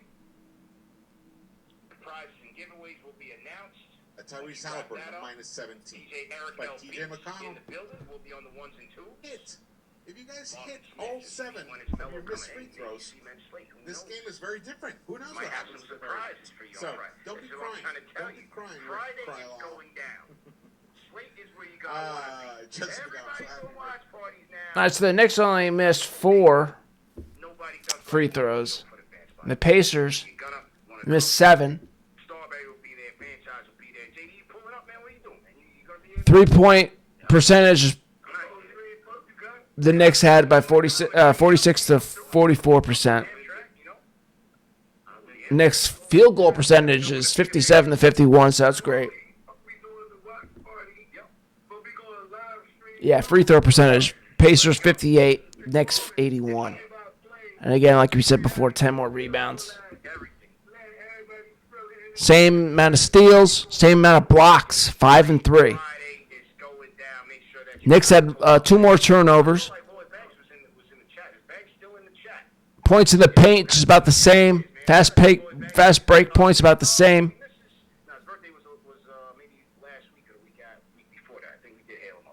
Pacers committed more fouls, 17. Knicks had 14. And then the largest lead was 12 for both teams. Yo, there's no fuck these guys, man. Fuck these guys. Hello, it's your favorite sports unk here. Don't forget. Favorite sports unk?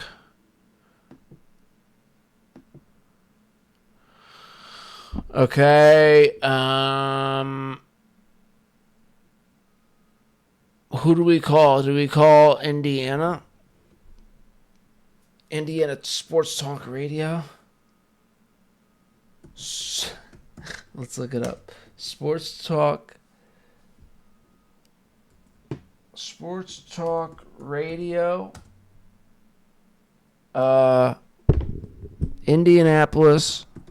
Indianapolis. Let's see.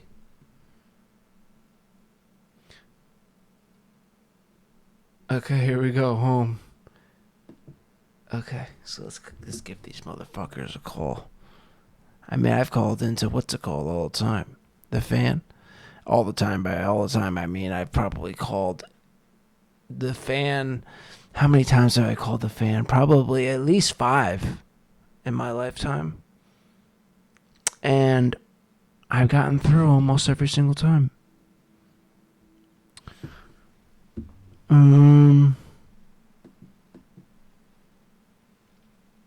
Except for the days like when Francesa, I never got a chance to talk to Francesa. It's always been, if I've ever talked to people on The Fan, it's like about this time. You know, like, otherwise, for some reason, back in the day when Francesa was on, this is way back. This is probably close to 20 years ago now, right? Probably close to 20 years ago. I tried to call in to Francesa. And you could forget it. It was just, you couldn't even get onto the thing where they pick up the phone, they get your name, where you're from, what you want to talk about. I couldn't even get to that. It was crazy. That's how hot the Francesa show was. It was just busy tone. Boop, boop, boop. You just couldn't get through for hours and hours. You just couldn't get through.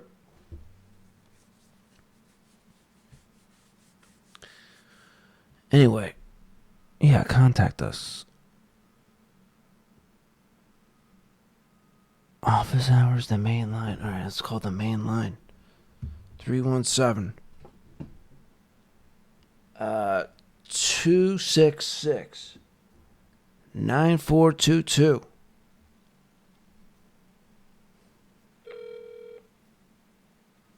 You've reached the offices of 97.1 Hank FM, 93.1, and B105.7. Calling line. Oh, here we go.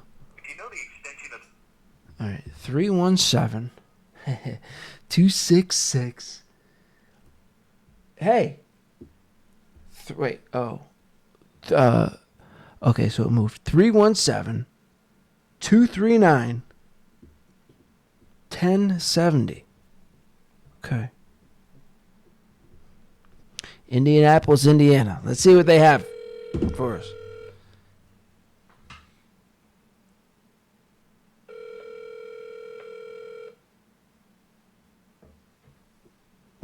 Let's see what they have for us.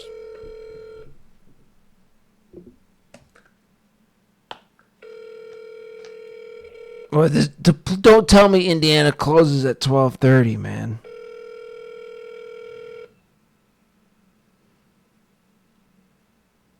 Indianapolis is one of those fucking cities. One of those states, Indiana. It just like, yeah, it's just everything shuts down. It's fucking 12:30. I mean, come on. So like this wouldn't even. So like when I would call Francesa, like America was saying, like 20 years ago, trying to get on a show live, it would just be a busy tone. Boop, boop, boop, boop. You would never even get a dial tone where somebody could pick up, get your name, your fucking location, what you want to talk about. Couldn't even get to that point. It was just for hours, same fucking thing. That's how clogged it is. And you see when people make the prank phone calls on Francesa's show, he would say, oh, and he would have the screen, the whole thing, all the information. Oh, he waited 2.5 hours just to say that. So people would be on the phone for that long. That's how hot of a ticket Francesa's show was. Guys, fuck you. Guys, come on, man.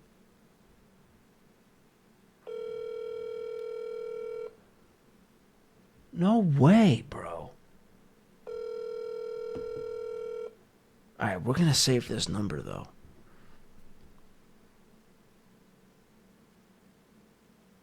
We're going to save this. And we'll call him next show. Create new contact. Indiana Sports Talk. Yo, maybe they see my area code, and that's why they're not answering. You think that's the reason, or you think they're shut down for the night? What do you think it is? Maybe they see that and they're like, oh, we don't want nothing to do with the Connecticut guy. Connecticut guy, we know that means he's fucking New York, and he's calling to rub it in. Which you're right. But I'm also not really going to rub it in that much, you know. I'm just going to have a little bit of fun. I'm not an asshole. Just here to have a little bit of fun. Right? I'm buzzed, baby.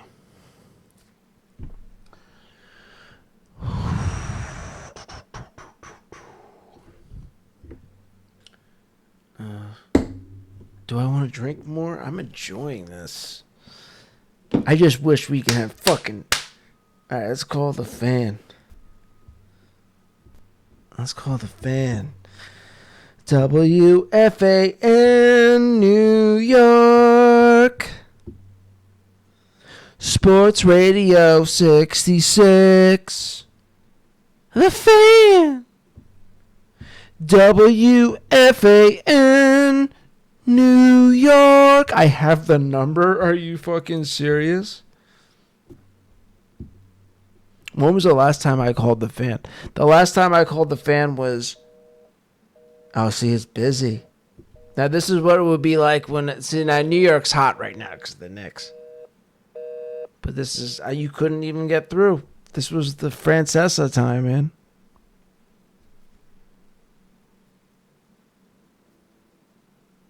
Oh.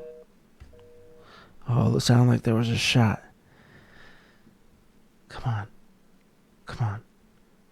What's going on here?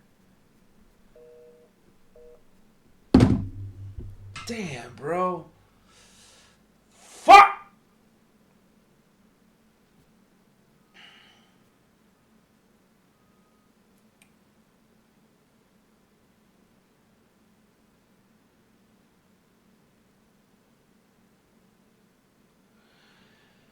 Oh, baby!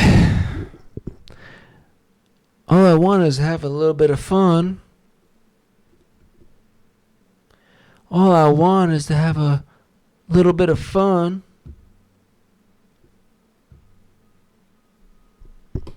Nobody wants to fucking play with me, man.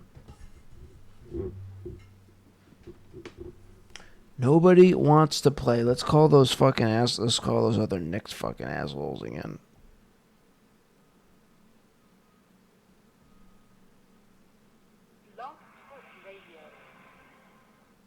Welcome to Blog Talk Radio. Please hold and you will be able to listen to the show. I love Isaiah Hartenstein, 12 rebounds. Damn it. Fucking A.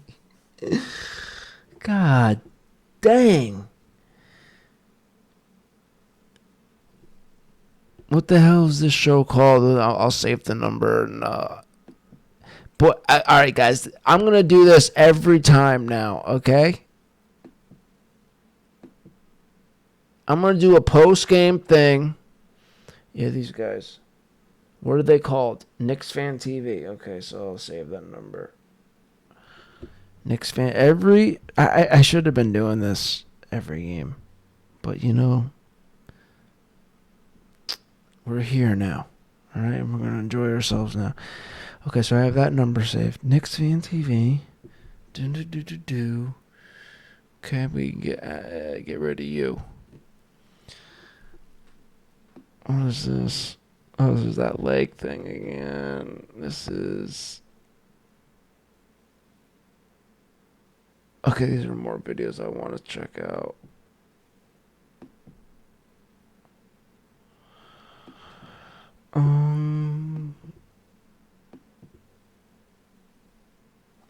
Oops.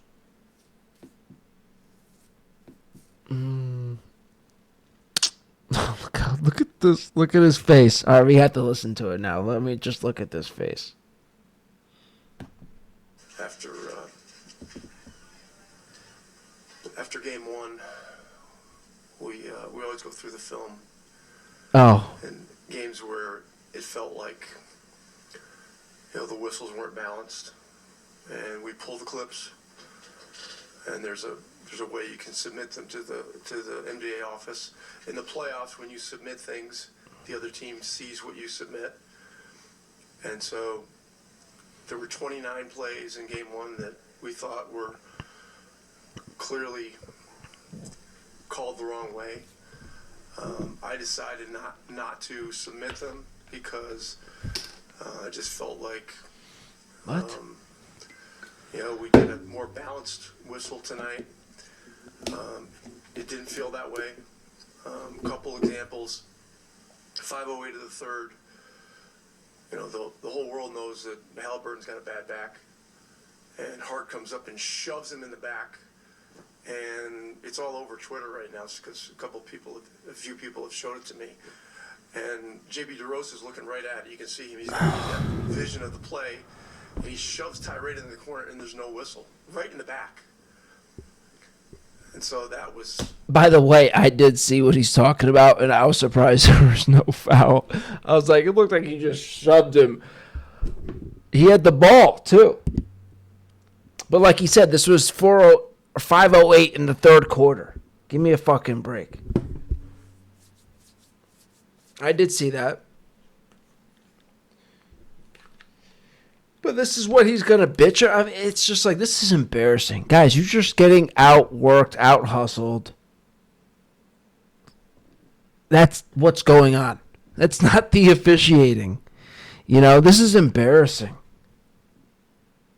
These guys ought to be ashamed of themselves. Joel Embiid, the Sixers, Nick Nurse, Maxey, all those, anybody related to the Sixers ought to be ashamed of themselves for bitching about the officials.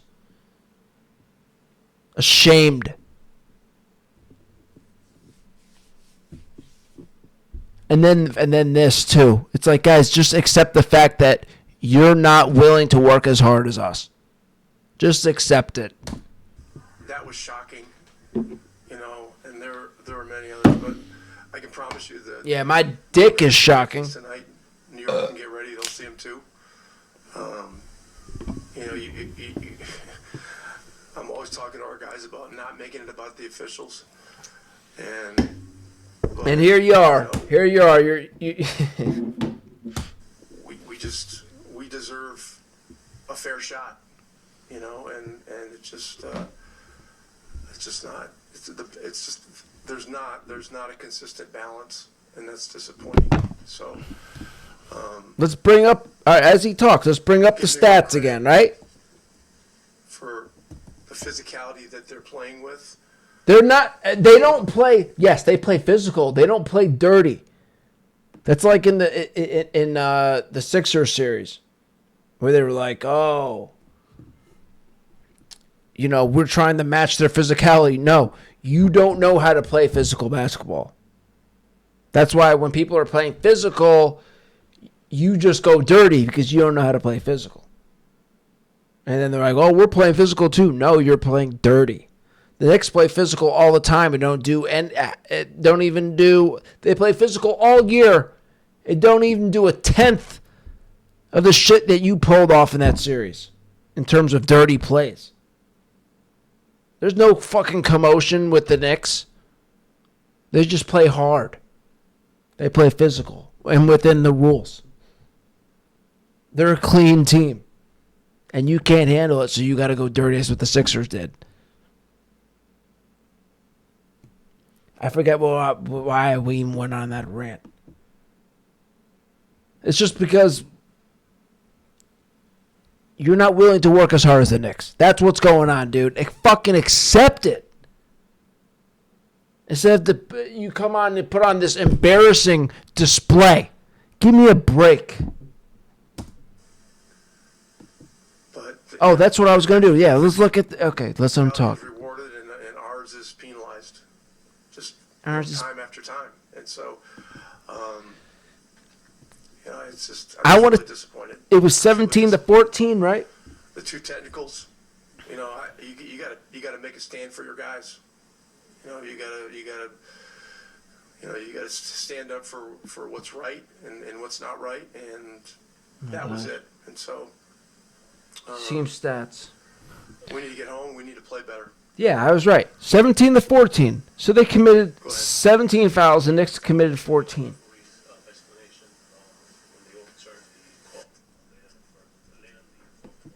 Okay. I mean, that's about evenly matched. And look at this. Free throws. The Knicks had 22. The Knicks had 22. The Pacers had 17.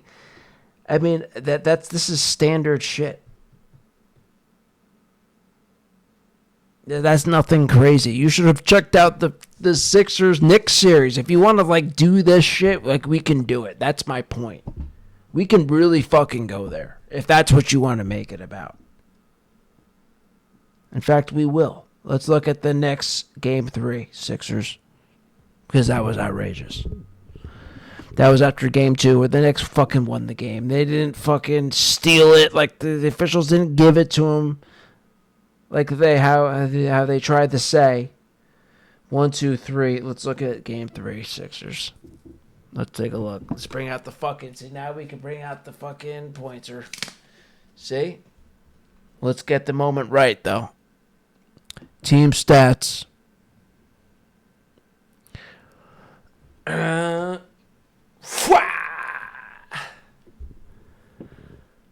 Free throws. What am I doing? Look at this. Look at this discrepancy. That's a 14 free throw discrepancy. 33 for the Sixers, 19 for the Knicks.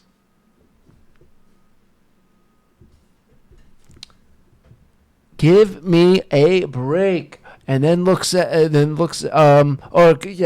So remember this number. 19 free throws for the Knicks. Let's go up to the box score.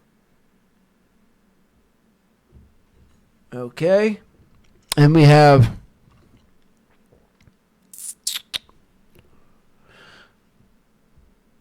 so it was 19 free throws for the Knicks, the whole team.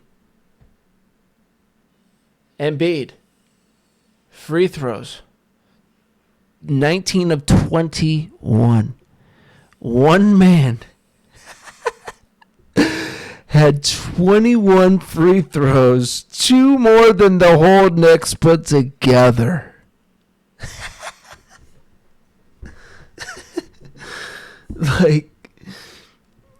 I mean, you want to talk? You seriously want to fucking talk? And then now let's check Game 4.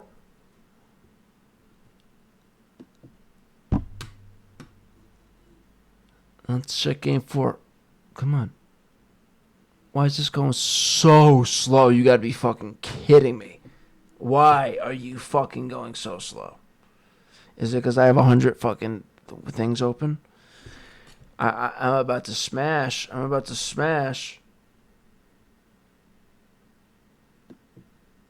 about to do it right there. Just fucking whack. Like I'm in the fucking Kentucky Derby. Whack.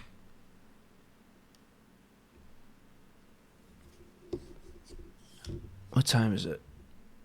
It's 12:48.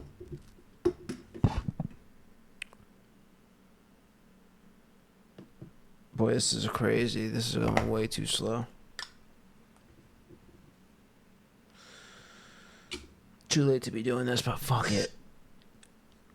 I'm here. I'm here, dog. I'm here. Okay, so in this game, the Sixers happen in Game 4. The Sixers happen to have 3 more free throws than the Knicks.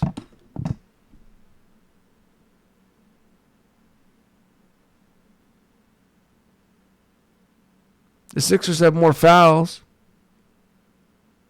but they have more free throws. I mean, it's just how the cookie crumbles sometimes. All right, let's go back. One guy just said he didn't double dribble, but it looked to me like, Tibbs went out there and argued it, and they changed it. That's what it looked like, So I can only go by what I see, what I saw, and that's small beans compared to everything else, But small market teams deserve an equal shot. Oh no! They deserve a fair shot. No matter where they're playing. Your team sucks. Anybody else? Your fake all-star, appropriately titled, your fake all-star, Halliburton. I mean, give me a fucking break. He's going to the Olympics or wherever, Team USA, whatever the fuck. And not Jalen Brunson, which is great. Because watch this band of scrubs go over and fucking lose. And then the next time around, they got to bring Jalen in to fucking finish the job and bring America back up to be number one. Watch that happen. Fucking Halliburton over. I mean, I think even Kawhi Leonard just can't even stay healthy. It's like he's going over. It's just such a sham. The media around the NBA, ESPN, all these fucking people covering the NBA, these people, the Knicks are exposing the fact that these people are fucking just flying by the seat of their pants. Frauds. The disrespect that the Knicks are getting and Jalen Brunson, it's like it just exposes how pathetic these I don't want to use that word, pathetic. That's not really appropriate, but it's exposing them for being frauds.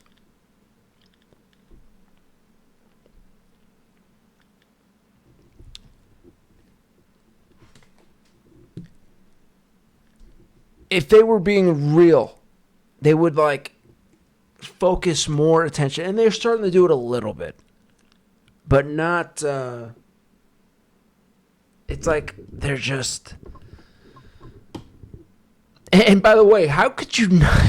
Why would you not want to push Jalen Brunson? Why would you want to even play this game? Well, I don't know if he's the best. This and it's like, why would you not want to get behind this guy? He's. It's like with the Caitlin Clark thing where that shit was a little weird for a hot minute. Luckily, things have cooled down now. The season's ended, but with Jalen Brunson, we're in the thick of it right now. And we've been in the thick of it for a little bit. Where it's like they just don't want to talk about Jalen Brunson being one of the best players. I think Jalen Brunson is the best player. I think he's the MVP. To me, he's the MVP. I think where the Knicks would be without him. If you want to look at it from, the award is most valuable player. He's the most valuable player to the Knicks. To any team. He's the most valuable player to his team. 100%. Not even close.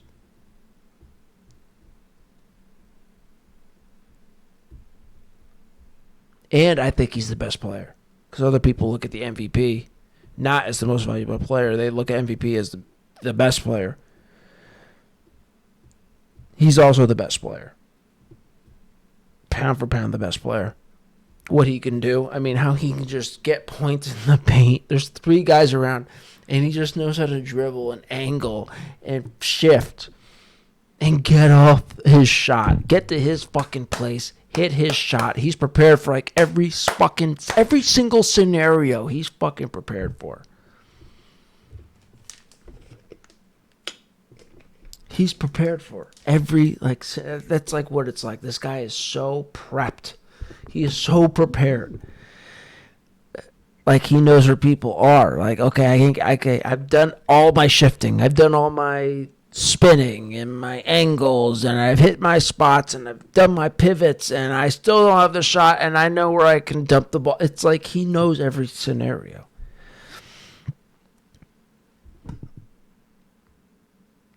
And there's just like that 2% of the time where there's nothing he can do and he gets caught. But he's that prepared. Nobody else is that prepared.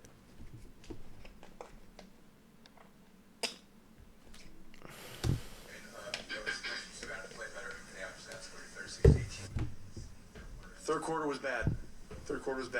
Yeah. Kind of just go on. I mean, what stood out to you about what went wrong defensively? How much Brunson changed the game? I mean, just what did you not like? Yeah, Brunson's a great player. You know, it was another case of fourth quarter loose balls and rebounds that we were unable to secure. Now calling the fan. Let's just see if we can get on do now. a lot better in game 3 and 4. And you know, we're looking forward to getting back home. I mean, we give them a lot of credit, give their crowd a lot of credit. You know, this crowd is among the very best you'll ever, atmosphere that you'll ever play on the road. Hey, it's El Sancho from Danbury. What do you want to say, Alessandro? OG Anunoby, and just how great this team is, man. Okay, hang on, radio off, no speakerphone. No speakerphone? Yeah. Okay.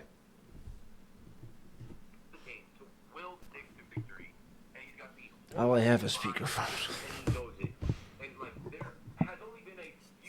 All right, so wait.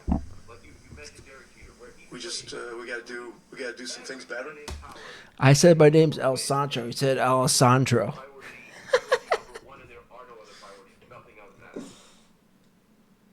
just want to end the call with these 2 things. This is Joe Schmall sending strays out to Danny Dines. Like, dude, root for the Jets. Like, calm down. Like, you guys win the off season every year. What? Talking Danny about the Jones Jets? actually won a road playoff game. So, step aside, my guy. Like, this is He's a Jets fan. He was bigging up Daniel Jones. He said he hates the Jets. It was just such a weird way to take the call. Shmeez, I appreciate you, bro. I see you at the stadium. Bodega, all that. OG Anunoby, yeah. So what we want to talk about?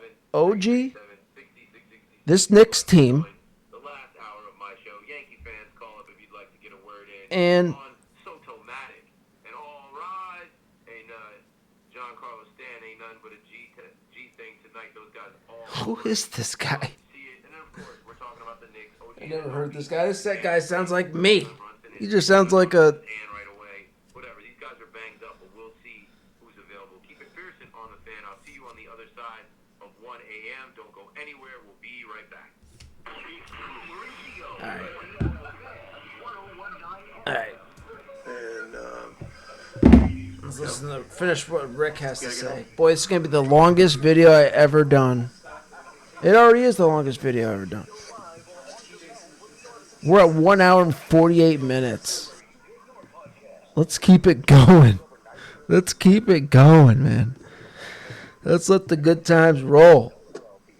TJ had played a pretty good chunk of minutes. Yeah, so here's another thing. TJ Halliburton, the fake all-star, you know, he's playing. He caught fire a little bit this game. He actually finally had some production on the offensive side. But McCollum is really giving the Knicks the bigger fits. So that's interesting. But he's got to go with his star, Rick Carlisle. He's got to go with Halliburton. Why is this not closing? Oh, did I break this thing already? Oh, there we go. Just to put a little more muscle into it, I guess. T.J. McCollum played him so much better. I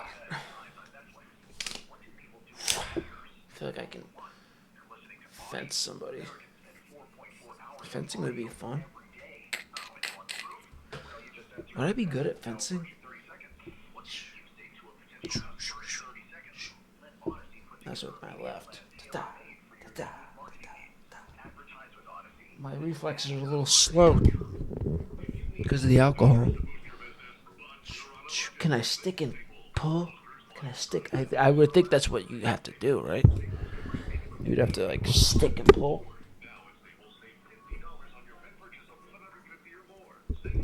I don't know. I considered it, but yeah, I just our starters have earned the trust to finish games, and Nemhard's probably our best on-ball defender, and we were flying around trapping too, and so it was we kind of had the kitchen sink going at them in the fourth, and they still came up with loose balls. They came up with offensive rebounds. They made shots. So, look, their execution has been very good in those situations. So this is the next thing I have to quit. But this is hard, man. At this point, and we'll look closely at everything. The tobacco? Last game, Tyrese after the sort of quiet first game comes out very aggressive in the first half. There's I think 34. What did you see from him tonight? I knew he was going to play great. Let's go back to the stats to see how much he had. Figure out a way to get all of our guys playing at an equally high level. The starts in the third quarters have been tough, and so we've got to do better there. They say he had 34 points. Tyrese is he's a great competitor. Oh.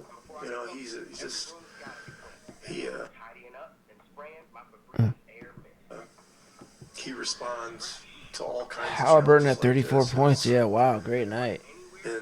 11 of 19 from the field. I think that's exactly what Brunson was, right? 11 of 18. I one-upped him. Brunson one-upped him. Breaking out of a scoring thing. It's about all of us. Brunson had 29 points. Everest is going to have to do more going forward.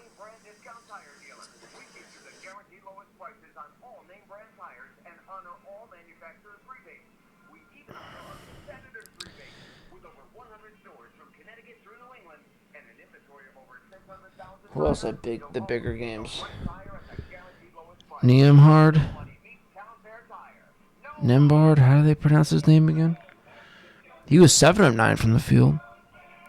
15 points. Pascal? Siakam? Siakam. That's how they say it, right? Pascal Siakam. He had the most boards. He had 9, 14 points, 7 of 18. Yeah, OG, 10 of 19. He was on fire.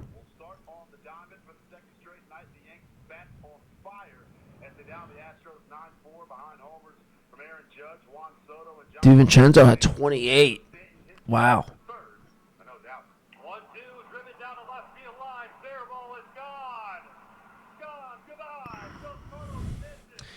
Yeah, so it's just going to be this 7-man rotation.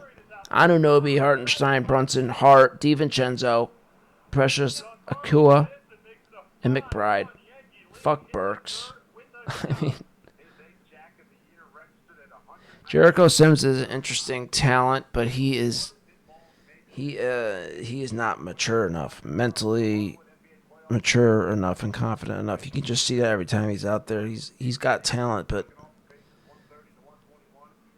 knowing the game, knowing his place, knowing what he's got to do, like you can tell he's just not there. He's not confident. Can't play him.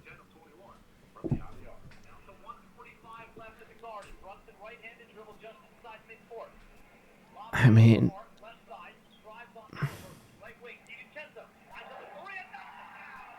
you can't play Burks. You can't even play Burks. Can't play him. Like, even if McBride is being a little funny, he's still way better than Burks. I mean, you'd rather have Burks. I mean, McBride any day. He only got 4 points. He really does have to step up, McBride. We need him. He stepped up big in certain moments in the Sixers series. For sure. All right. If we don't get on in the next 5 minutes, we're calling it a night.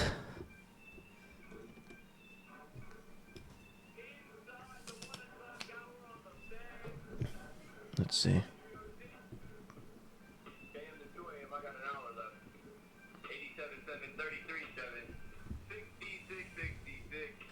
you want to talk about your New York Knicks, for a second I'm going to go in on my New York Yankees. Oh. That's another win. That's a nice little win streak. Check the standings. As we say, go New York, go New York, go. A lot of winning. No Please. L's to talk about this week. We don't want to talk about the Yankees. Come on, guys. We'll see if we end up playing this 5:05 start. Again, warning, 5:05. If you're a Yankee fan that works till 5 o'clock, if you're not aware that tomorrow night's game is, or tonight's game, Thursday, is a getaway day game that starts at 5 to try and get the Houston Astros up out of here early.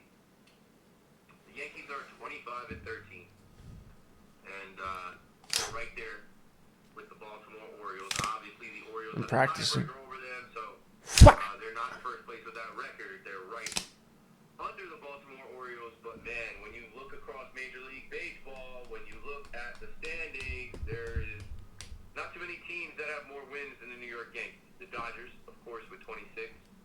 Philadelphia. You're really talking about the Yankees right now. It's 1:06 in the morning. Please. Give me a break. They lost. The Phillies had like an 11-game home win streak going on. That's over. That ended. But yeah, I'm good with the Yankees. Our concern with the Yankees over, let's say, the last week or two, last month, whatever. Obviously, Judge, we weren't sure if he was hurt. People were saying that Juan Soto was overshadowing him. I didn't really buy into that. He's locked in now. He's dialed in now. Tonight was the night. Followed up with like what he did 2 nights ago, what he did Sunday. Judge is looking like Judge. He's on.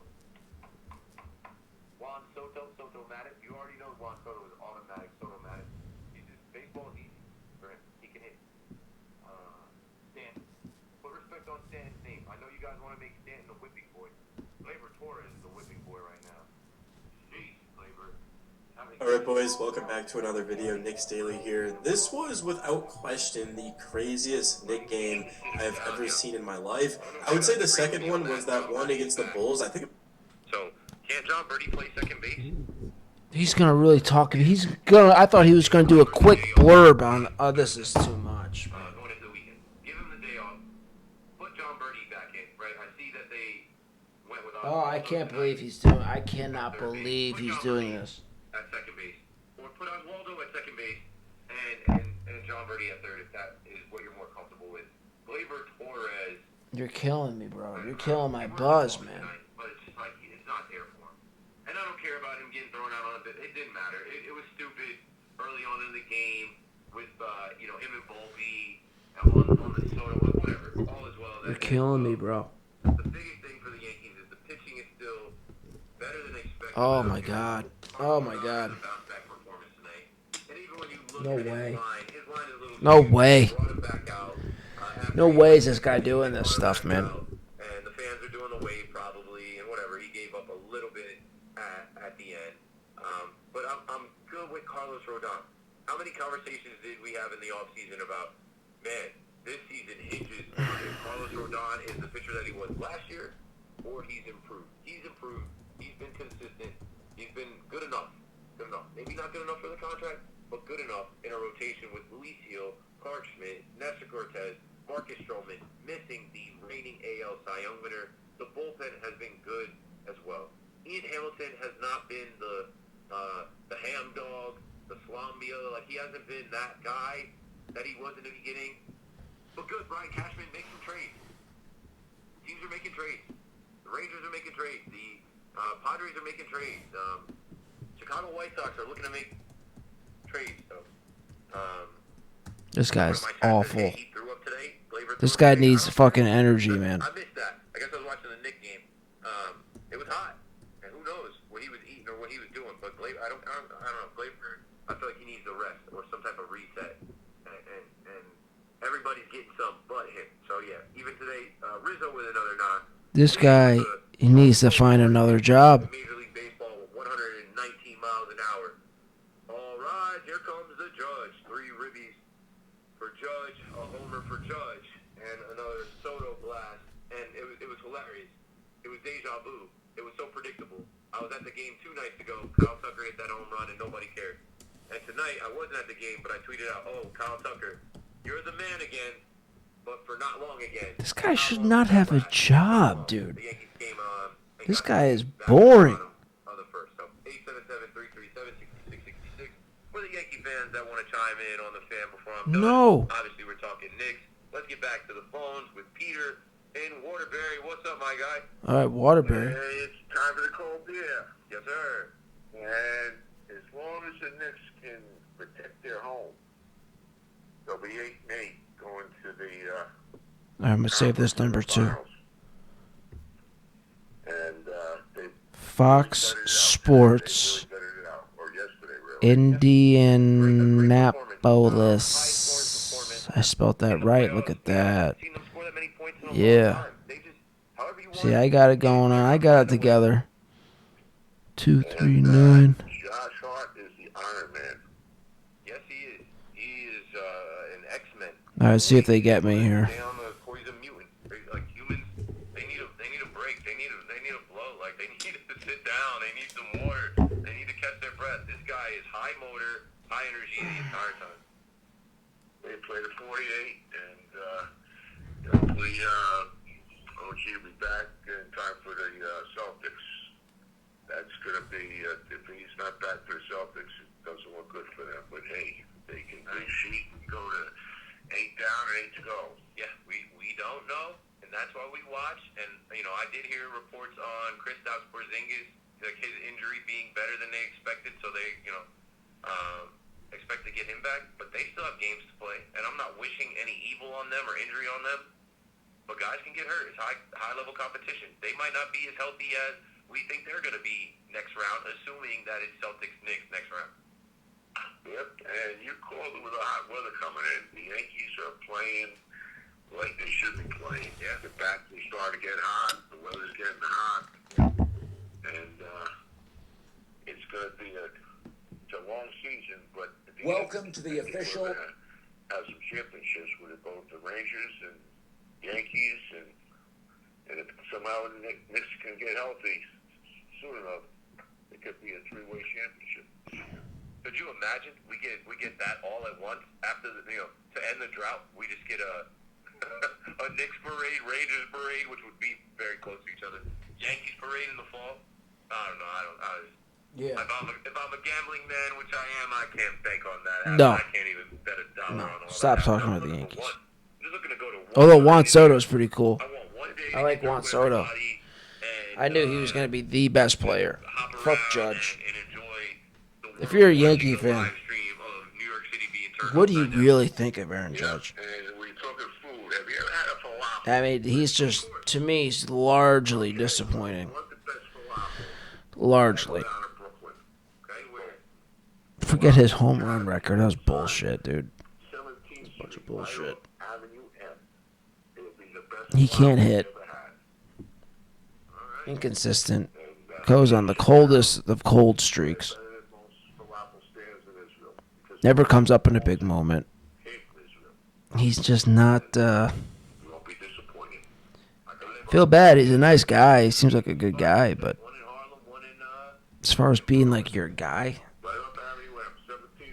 I'm sorry, guys. You know, and you guys know it too. It's just I don't want to rub that in because he does seem like a nice guy, but that is the reality of the situation.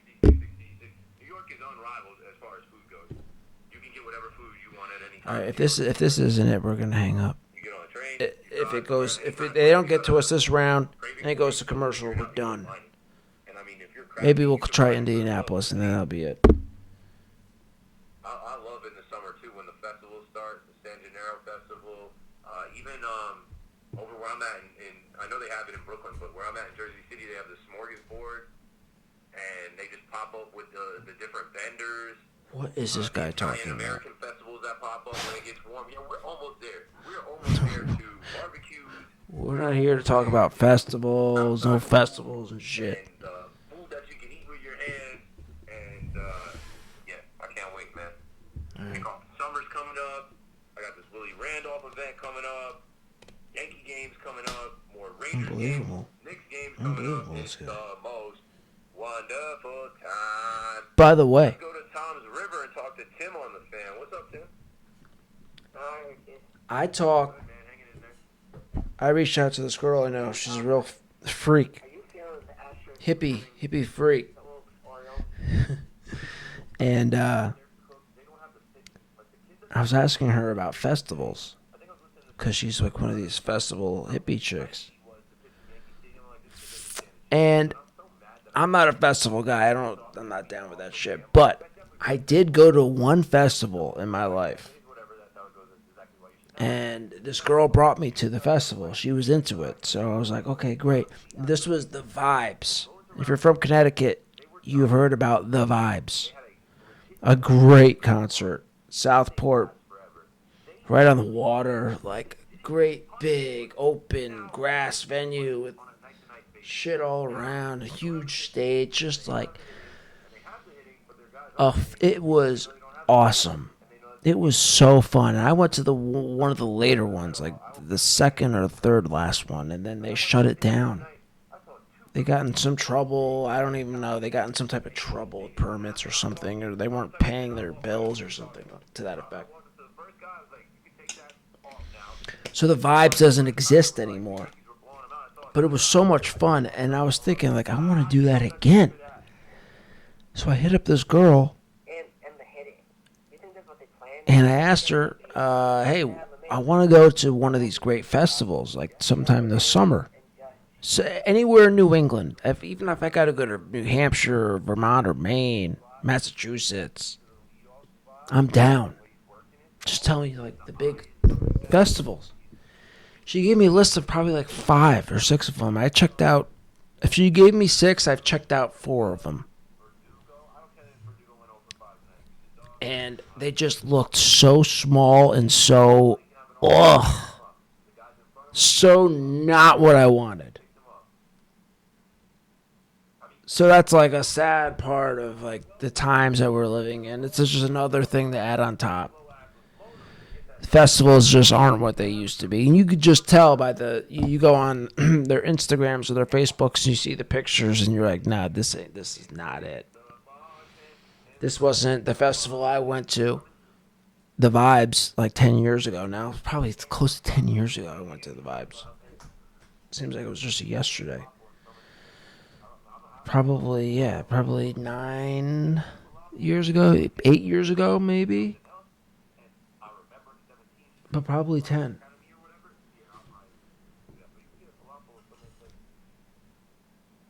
And that was a vibe. Appropriately titled.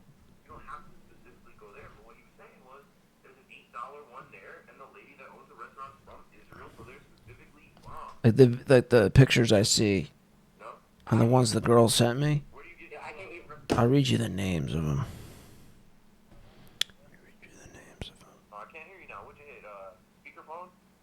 Yo, tell Sancho. I can't eat falafel because I'm Jewish. What are the... I cannot believe this is what's on the radio. I can't believe this is what's on, and I'm not on the radio. She sent me Strange Creek, Wormtown. I didn't, you know me, I didn't even look up Wormtown. Trout Stock, Green River Festival, and the Homie Collective. Okay, so, yeah, I think I was right. Man, see how good I am? 4 out of the 6 I checked. So 2 of the 6 I didn't check were Wormtown. That sounds too ridiculous. And I didn't check up the Homie Collective. But I did look up Strange Creek, Trout Stock, and the Green River Festival. So 3 of the 5 I checked.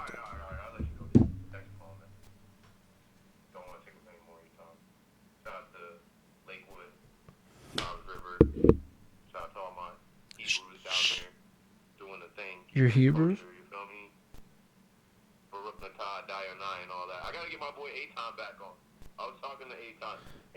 Get El Sancho on the phone.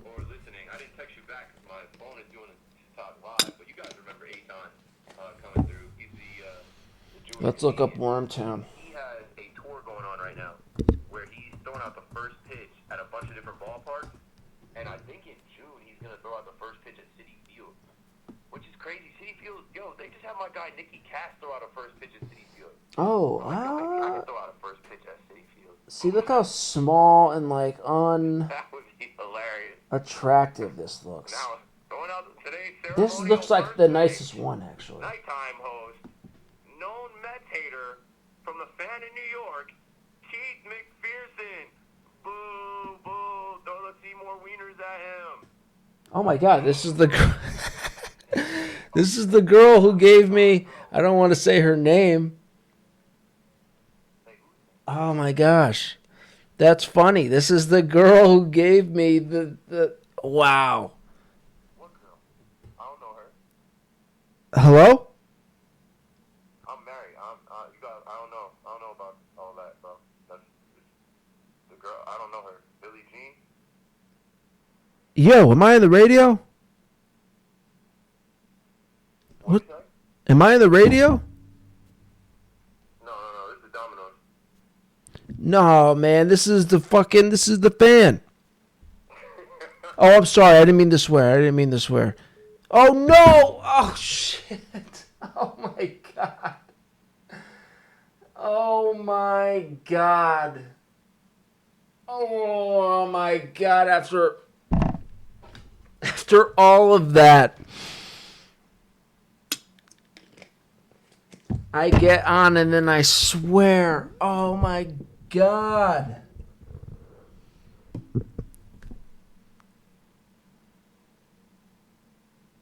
Damn.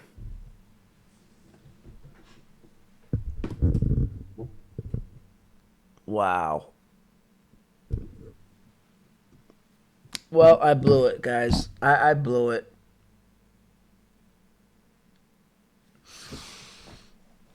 I blew it. All right, we got to call it a night. Oh, yeah, and that's her friend.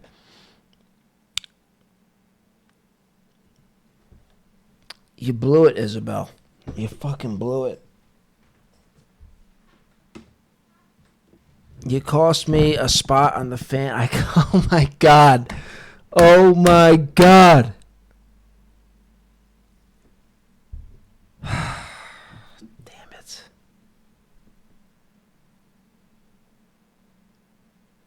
All right. We'll do one more.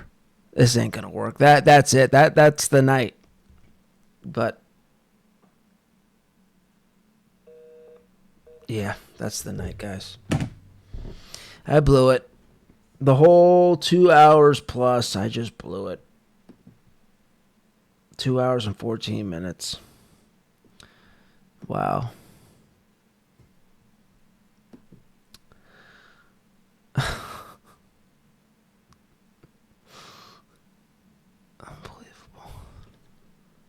Unbelievable. What's the last thing we can do? We could check Twitter. No, guys, it's over. It's over. All right, guys, that's it for tonight. We'll be back. I'm going to go to my buddy's house for game 3 on Friday. So I don't know if I'm going to. Maybe I'll do a live podcast from his house. Or maybe, I don't know. Okay, so that's it. Talk to you later.